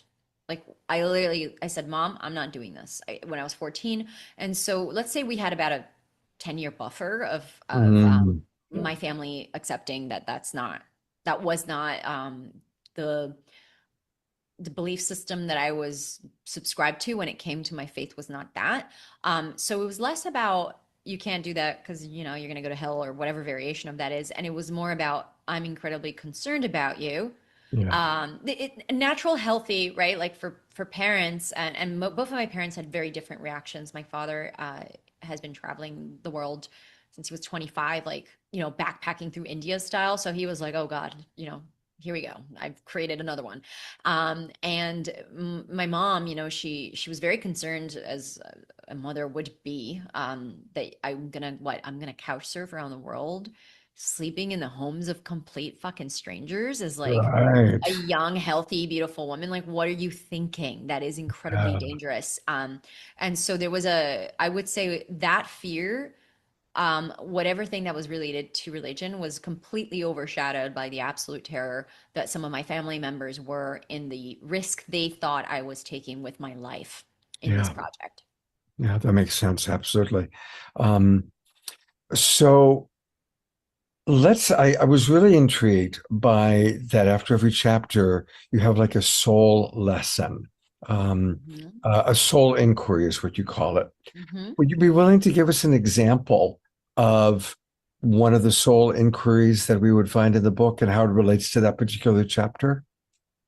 Yeah, we can absolutely. Let's like just play a game and just pull one up at random and see what the universe wants for us. Okay, so 86. Okay. 86. You are channeling spirit, and you're going to find the perfect thing that someone in our audience is go, oh, that's what I needed to hear like today. a tarot. This is actually, so can I tell you, Scott, real quick? I printed out all of the soul inquiry prompts. I think there's like 25 total. And I printed them out on index cards, like really pretty index cards. And I took them to Summit at Sea, which is basically like Burning Man kind of vibes. There's 2,000 people on a boat. And I would meet people randomly. And I would reach into my bag and pick out a prompt. And they would like pick out a prompt. And I was shocked, number one, that question related. They were like, oh my God, I'm dealing with something like this right now in my life, but that they would be able to answer it in like less than 2 minutes. So it wasn't, of course you can go really deep with these prompts, but I was just shocked because I was like, oh shit, now if I offer people these cards, it's going to lock me into like a 1-hour conversation with them. Yeah. But actually in less than 10 minutes, we would get real deep and they would just open up immediately with one of these prompts. So I'm like, oh my God, I need to turn this into a card deck. Yeah. A card game. Are you looking at a list of 1 through 25? Yeah, I'm at 86, and I'm gonna look at I'm gonna randomly pick the first one that jumps out at me. So it's number 2 of part 2. And the question is, have you ever had to suppress your truth or instincts to keep the peace in a family dynamic? What did that cost you at the time, and what do you need to reclaim now?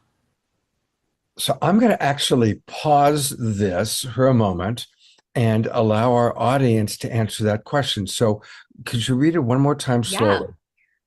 Have you ever had to suppress your truth or your instincts to keep the peace in a family dynamic? What did that cost you at the time? And what do you need to reclaim now? So, like I told her, when she said that, I said, now I know some of our audience members are going to relate to that. And I hope you don't mind, but I immediately thought of Omar Shah and Diara. You don't have to comment if you don't want to, but if you'd be willing to, that'd be great. And then I'll check the chat box to see if anybody else wants to comment. But did that ring a bell for you, Omar Shah? No, not really. I let Diara speak first, and I'll process it. Okay. Thank you. I was waiting for you to go first.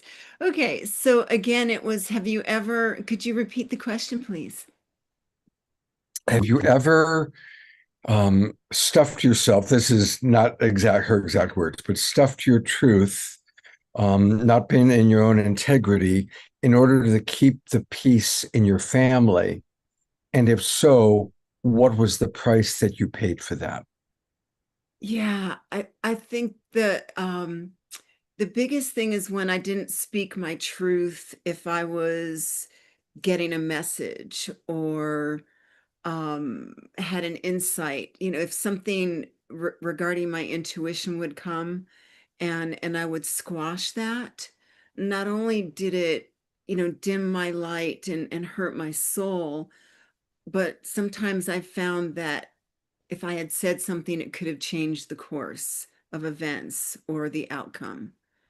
And then of course, getting braver and doing that, I would say, well, what I'm getting is, and then of course that became the joke. Well, what I'm getting is, so yeah, hiding the truth of what I thought or felt or was getting in the moment. Thank you. Yeah, I get that too. And I just read what Eleanor Joy just put in there. It's just disappeared. For me, constantly, my joyful self got fully stuffed into a deep, dark box. And yes, intuition was not allowed. And I don't think that I really have ever. I think I've stuffed my. I haven't even gone there. I haven't even stuffed it because I didn't feel that there was any chance of me speaking my truth to my family without them either thinking that I was bananas or just changing the subject immediately. And it was kind of interesting because today I had a little flag come up to saying that I had a program running about not being heard, which was started very young in my life. And so anyway, I stuffed myself by not even thinking that I should be able to share with my family. I was brought up amongst a bunch of very atheist, very normal day-to-day bread and butter people, and my aspirations did not fit. So I had to find the awakening world, brother. Oh, well, the awakening world is very, very blessed to have found you. I'm going to read a couple comments that have come in from our wonderful audience. Dorina Joy, a little after break, her closed captioning changed couch surfing into cow surfing. And I remember, Dorina Joy, you sent us a beautiful picture of a cow. One of our shows, you pictured cows from Ecuador. So there you go. Yeah, it was when Khadijah was on. When Khadijah was on, that's right. That's right. Right. Thank you for helping me to remember. Eleanor Joy writes, yes, for me constantly, I think you had already said this one, my joyful self got fully stuffed into a deep, dark box. And yes, intuition was not allowed. And yes, we're going to have our interfaith show in early August. Carol Craig, I love you. You rock. She says, where is it? Where'd it go? Where'd the Carol Craig go one? I saw it earlier when I was scrolling up. It was wonderful. She said, hell no. Yeah, that one. Do you have it? I do. Hell no. I've always said whatever was on my mind. My mom hated how boisterous I was. Beautiful. There's a beautiful one from IATA that just being popped in as well. Go ahead. Oh, okay. This is I'm gonna channel Ayata. In my childhood, I had to repress my deeper knowing about things. Talking about it only led to ridicule or shaming or even punishment. It's been a long journey for me to feel safe in acknowledging what I sense and know, and almost a lifetime of recovering from that deep set fear of being my authentic self. And yes, as Omar Shah said, this group, the Awakening World, has been a healing experience for me. Beautiful. Thank you. Thank you, Ayata. And thank you, Omisho. You did a great job of channeling her. Bonnie Russell writes, I've had conflicts within my family over political divide, not being able to express my views. Often it would cause my exclusion from family gatherings. Oh, that's so painful. What I had to do is just express it neutrally, that there are no sides on a round planet. Oh, that's a beautiful, I like that. There's no sides on a round planet and issues on both sides of the spectrum. Very well done. Thank you, Bonnie. Eleanor Joy writes, going to Ireland almost accidentally allowed me the gift of finding myself. It was an awesome 6-year experience. Beautiful. All right. Well, thank you, everybody, for the comments. I figured you guys would all tune in. And let's go watch the end of my interview with Celine.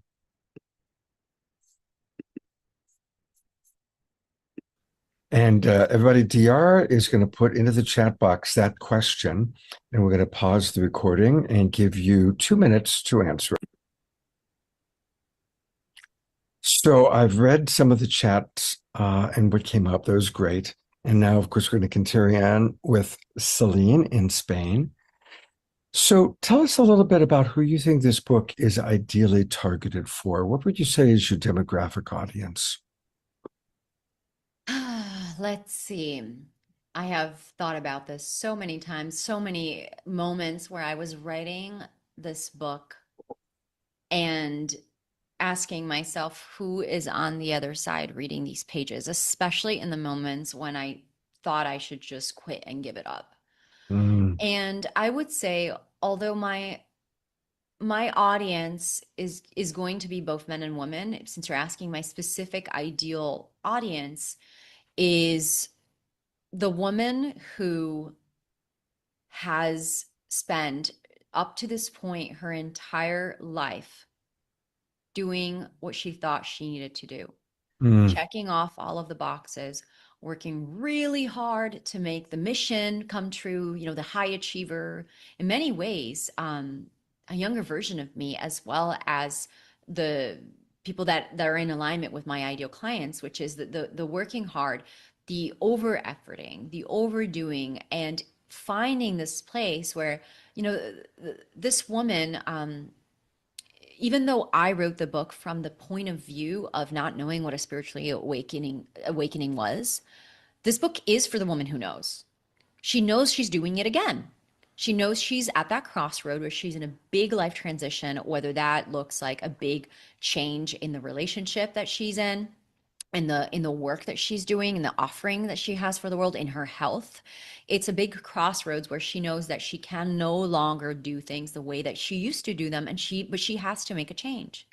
And this time she's ready to make that change with her eyes wide open, instead of going about it the way that so many of us do before we wake up to this realization that we don't have to be thrown around in the machine cycle of life and then, you know, barely crawl out on the other side of the hole and be like, shit, that sucked. I'm glad I don't have to deal with that anymore. And then, you know, live life until we hit it again, because that's what life does. It will bring challenges. It's more for the woman who's ready to actually like ride, and perfect for 2026, like actually wants to ride the fire horse, wants to learn how to ride the fire horse. And it's like, okay, no more. I'm not getting thrown around by the whims of life and by the whims of like whatever it's throwing at me. I'm fucking getting on that horse, and I'm the one that's going through the fire consciously. I'm putting my hand up and I'm walking myself to the burning ground. I'm the one who's going to let down my identities, who's going to change my belief systems, who's going to reckon with the emotions I haven't reckoned in. Like, I'm in, tap me in, I'm going, and I'm reinventing myself. Because from that place, we stop being at effect of what our soul wants us to learn. We stop being thrown around by the lessons that life wants us to learn, and we start becoming at cause, because even though life doesn't necessarily get easier, I do believe it can get more graceful. And I do believe that when we start to relate to our life and what our soul has designed, the wonderful curriculum that our soul has designed from us, from like okay, what am I invited into now? Okay, who do I get to become now? Okay, what's next? And we change our attitude to it, then we start to become warriors and really be able to, I think of it as like the graceful warrior who can actually go through the tunnel of change with a smile on your face, or at the very least with like neutrality, divine neutrality, that you are being forged by what's happening. So I wrote the book for that woman. I wrote it as first a very entertaining story where you can see how I did it, like really fucking messy. And my intention with that was like, look, if I can do it like this, if I can do it as like 25-year-old kid who didn't freaking know what was going on or what trauma healing even was, like if I can do it like this, then anyone can do it. And not only that, here is a map. Here's a map, and that's what the book does. Like in every part, there's the soul inquiry prompts after every part of what I see to be part 1, part 2, part 3, part 4 of what it actually takes to change yourself and evolve your story. Beautiful. That's really, really beautiful. Thank you. You know, a lot of the women in our audience, because I've gotten to know them, their dedication was to their family. And they, you know, it was all about for my kids, for my husband, for my kids, for my husband. And then they find themselves, you know, in their 40s or 50s, and the kids are out there doing their own life. Oftentimes the marriage is over. And it's like, who am I? So it sounds like your book would be a really good book for people that kind of fall into that category. Yeah, to remember who you are and ask yourself the kinds of questions that call your soul back in. And that's what the soul inquiry prompts are. They're really thought out, intentional, deeply, they're keys. They're keys to a vault. And that vault is within you. All right. So as you went on this journey, Celine, what's the most significant thing you learned about yourself?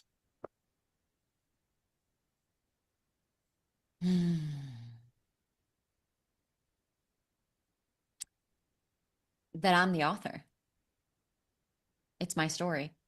Mm-hmm. And what I am creating and what I'm witnessing is it's a mirror reflection of what I believe in, of how I feel, and of what I say, think, and do.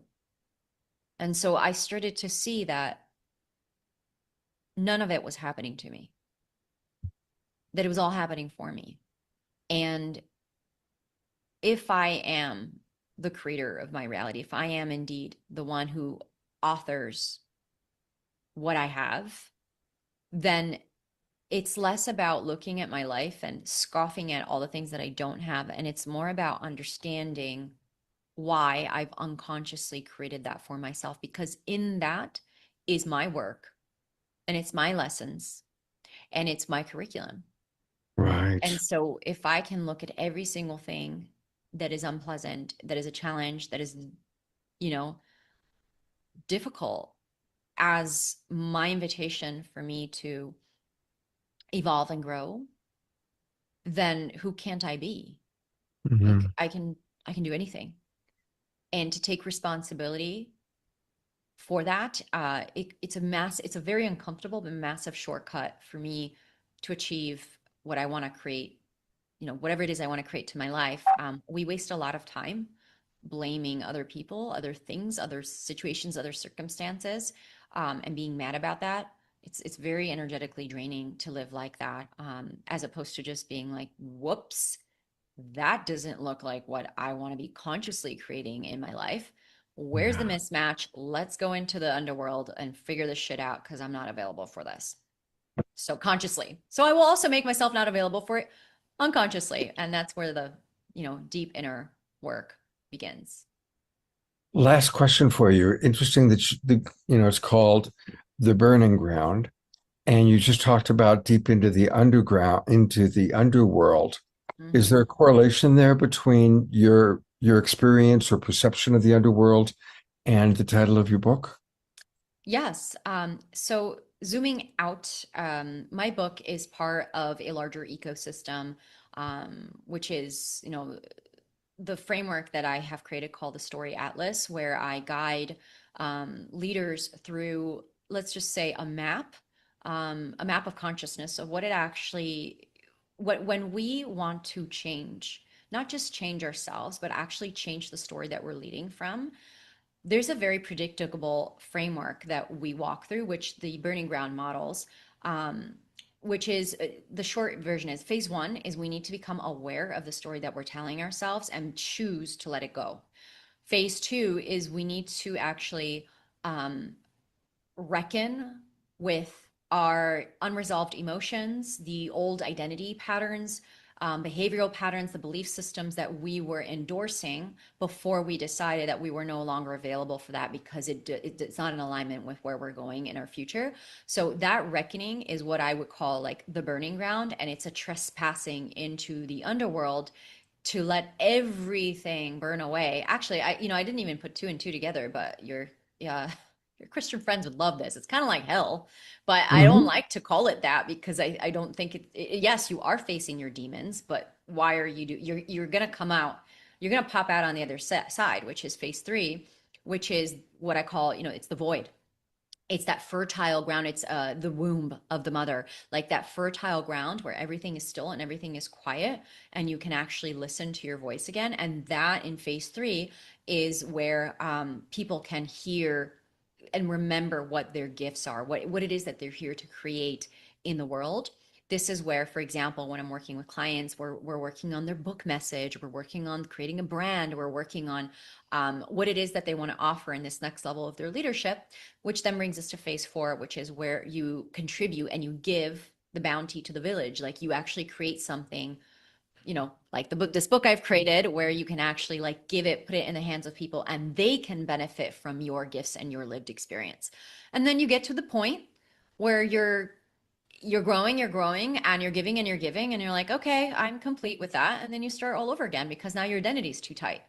And what I'm suggesting with this title and with this, this piece around the underworld is a lot of people just want to get to phase 3 and phase 4 because it's shiny and it's a lot of love and light and it's a lot of like helping people, but then they're like unwilling to go back into the cycle again and just go under and reinvent themselves again, let themselves go all over again.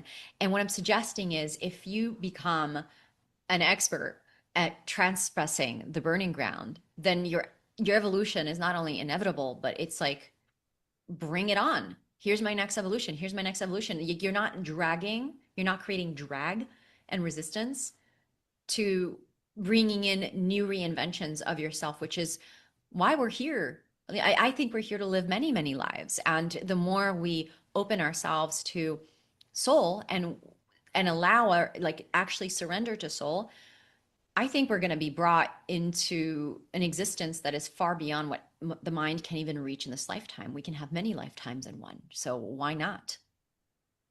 Beautifully stated. You're first of all, you're a wonderful wordsmith, very eloquent. I love your passion, and I think our audience is going to love your book. So here it is. We're going to take a look at 2 websites. We'll start with where you can get the book, theburningground.com, and scroll down a little bit here. And I'm going to go ahead and order it myself right now. So I'm going to show you how easy it is. I'm going to order from Amazon because they deliver to me the next day. And pre-order, add to cart, and check out. And there it is. Place your order. And there it is. Oh my God, that was so satisfying to watch. Isn't that amazing? Oh, and grab your little order number and then you can just plug it back in. And this is great for your audience. Make sure you follow Celine before you go there. Make sure you're staying. Okay, now you're going to tell me, grab the order number. Okay, you can you basically grab your order number, which would be in the review or edit your recent orders. And this takes about 60 seconds, but for your listener, when you put in your order number, you go back into theburningground.com, you put in your order number with your name and email.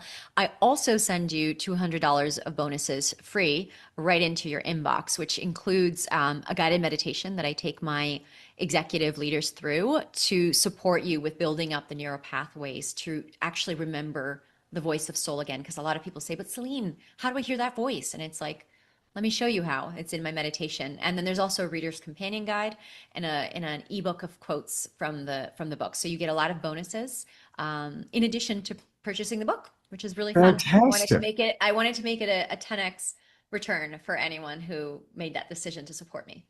Well, I'm going to do that for sure. And there's still a little bit more. I also want to invite people to go to her website. And it's her name, Celine DaCosta, 2 N's in Celine, and it's D-A, not D-E, CelineDaCosta.com. And look at this. If you put in your email address, as I'm doing right now, and register, you're going to receive a free masterclass on the art of articulation. And boy, she sure demonstrated beautiful articulation just now, didn't she? So I'm going to look forward to listening to her. There she is. There So, I am. so there's some wonderful, wonderful gifts waiting for us. And Celine, what a joy to meet you. And thank you so much for your passion and giving birth. You've given birth to a beautiful baby. And May 27th, I believe, is when our show's airing. So by that time, your pre-orders will have ended on May 26th, I believe it is. So that's when it all happens. So we're kind of hopefully one of your many, many, many, many, many, many midwives helping give birth to this beautiful baby called the Burning Ground. Thank you. Thank you so much. I really appreciate it. Absolutely. Namaste. Now must go.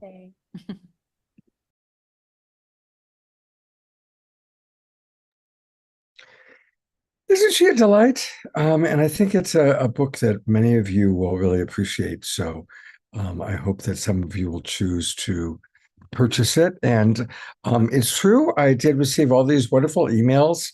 In fact, I've been getting like an email a day from her she really follows up with meditations and support. And it's a whole program. It's a whole program.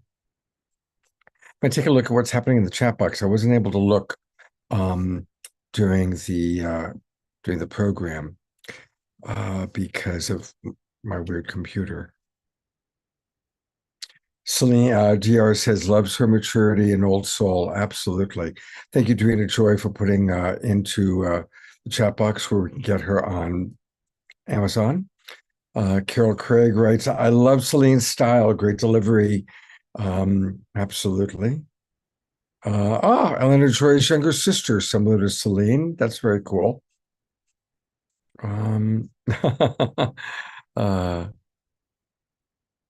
Oh, great. Thank you so much for putting the links in. I really appreciate that, Dorina. Beautiful. I'm just enjoying seeing all of your comments that came in during this. Beautiful. Karen S. writes, I just don't discuss my spiritual beliefs with my family.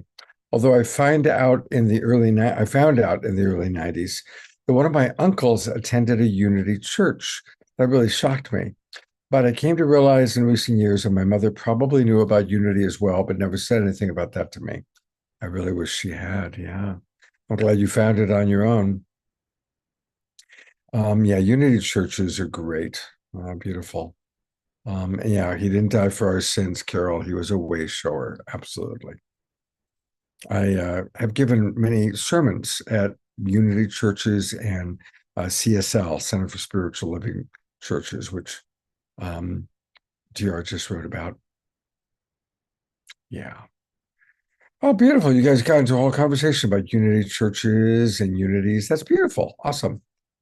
Well, of course, all of our people are Unity church type people. And the kind of music we listen to at our Church of the Awakening World is music from Omashar. Take it away, brother.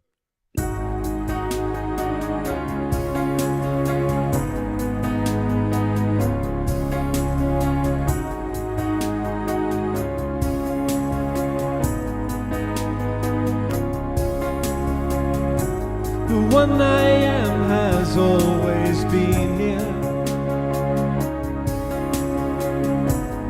whispering songs of life and love. Come with knowing our day draws nearer, come with joy and endless love.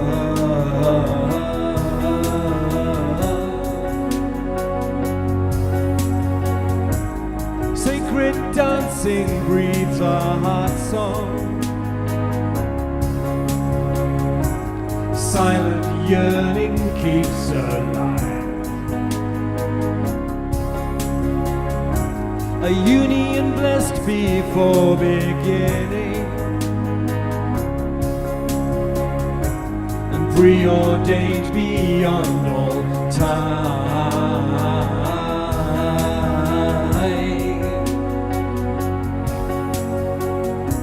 Each step I take is one step closer to you,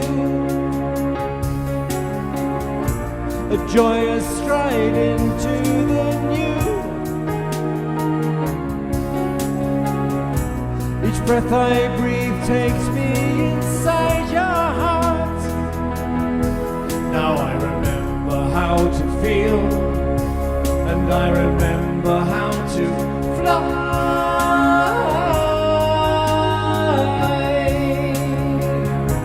The one I am, fly. I am that I am, open to our sacred merger, shedding tears of divine bliss. Every movement tells a story, and nothing could compare with this.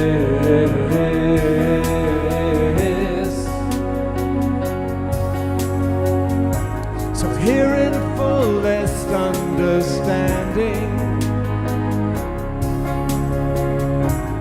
breathing light through every word, our lives become so undemanding, and finally seen, finally heard.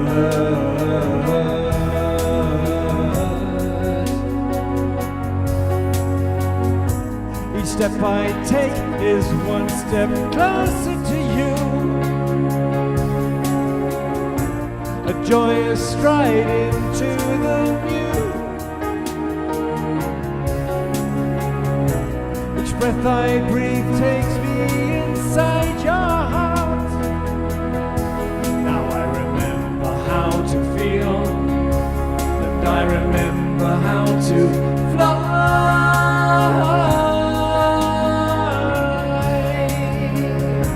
The one I am, fly. I am that I am, the one I am. I am that I am, the one I am. I am that I am.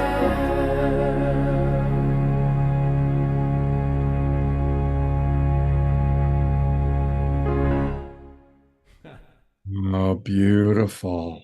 Thank you. I know there's not everybody's here right now, but let's send love. And thank you, Eleanor Joy, for moving and grooving and dancing and carrying the dancing for us. And thank you, Omashar, so much. And I apologize. I almost forgot about prayer time.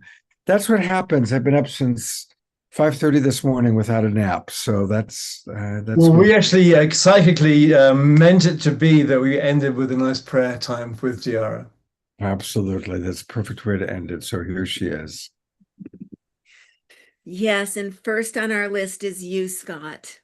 So we're going to beam lots of love and light and energy to you, and ask for extra angels tonight while you're sleeping May all your coffers be filled. May everything that you give come back to you multifold, beyond measure. And we send this from our hearts, our minds, our bodies. All this love that you beam out, we beam back to you. Oh, thank you. And it's going to keep on coming. I'll take it. I receive. And then I have a beautiful list. I have a request from Doug May to pray for Jackie, and want to acknowledge Doug. He popped in while Patrick was talking about the Kogi. And if you remember, we had a whole show on the Kogi with Mary Beechens and Doug May, and some of us did some work with the Kogi. So I just wanted to acknowledge that. And prayers for Patrick and his knees and his mission. Scotty asked for that. And we thank Patrick for his humility and his power and grace and his fortitude. And of course, physical healing for all of us, for Scotty, for Eleanor. Sylvia, I see you hugging trees. Prayers for Cornflower's mom and Omershar's mom, for Cornflower and all the caregivers, all those receiving care, all those giving care. And then prayers for Ayada, for your tender heart once again, and for your beautiful family, your family that's going through transition, both coming and going in these beautiful planes of existence, and all you do and all you hold. And you are such a beautiful example of a woman that walks her talks, gathers the herbs, and creates these beautiful elixirs that you share with us in the chat. And then putting in prayers for a friend of mine, Rick Nagel. May he have a blessed journey in his recovery. Prayers again for Abigail and Steve and all those in the interfaith communities globally. And then also we have had a birthday. Bonnie Russell just had a birthday. And I don't know, Scott, if you have it in you to bring Bonnie up. I think she's still here to do the... There she is.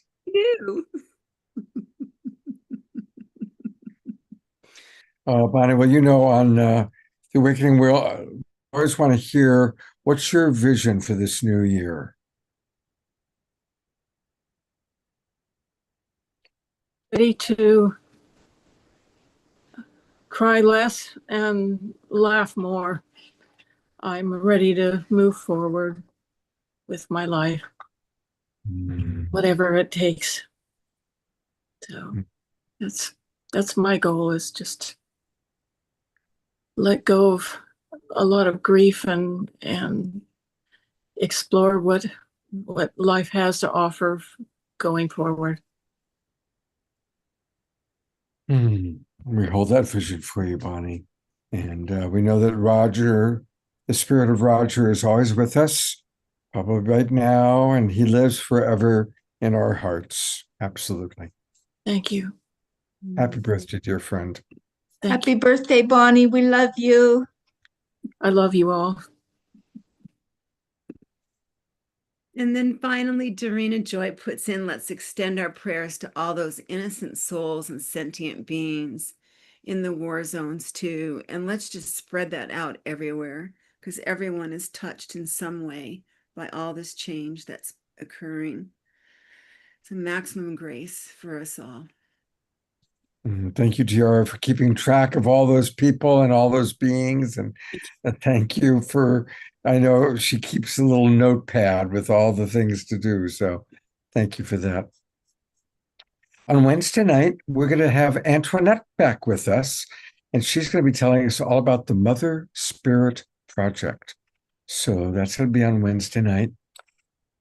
Next Saturday night, among our guests, Ashok is going to be back doing some kirtan for us. So I will look forward to seeing all of you. Have a beautiful Sunday tomorrow. Make it a sacred Sunday by choosing to see the divine in all. And I'm sending you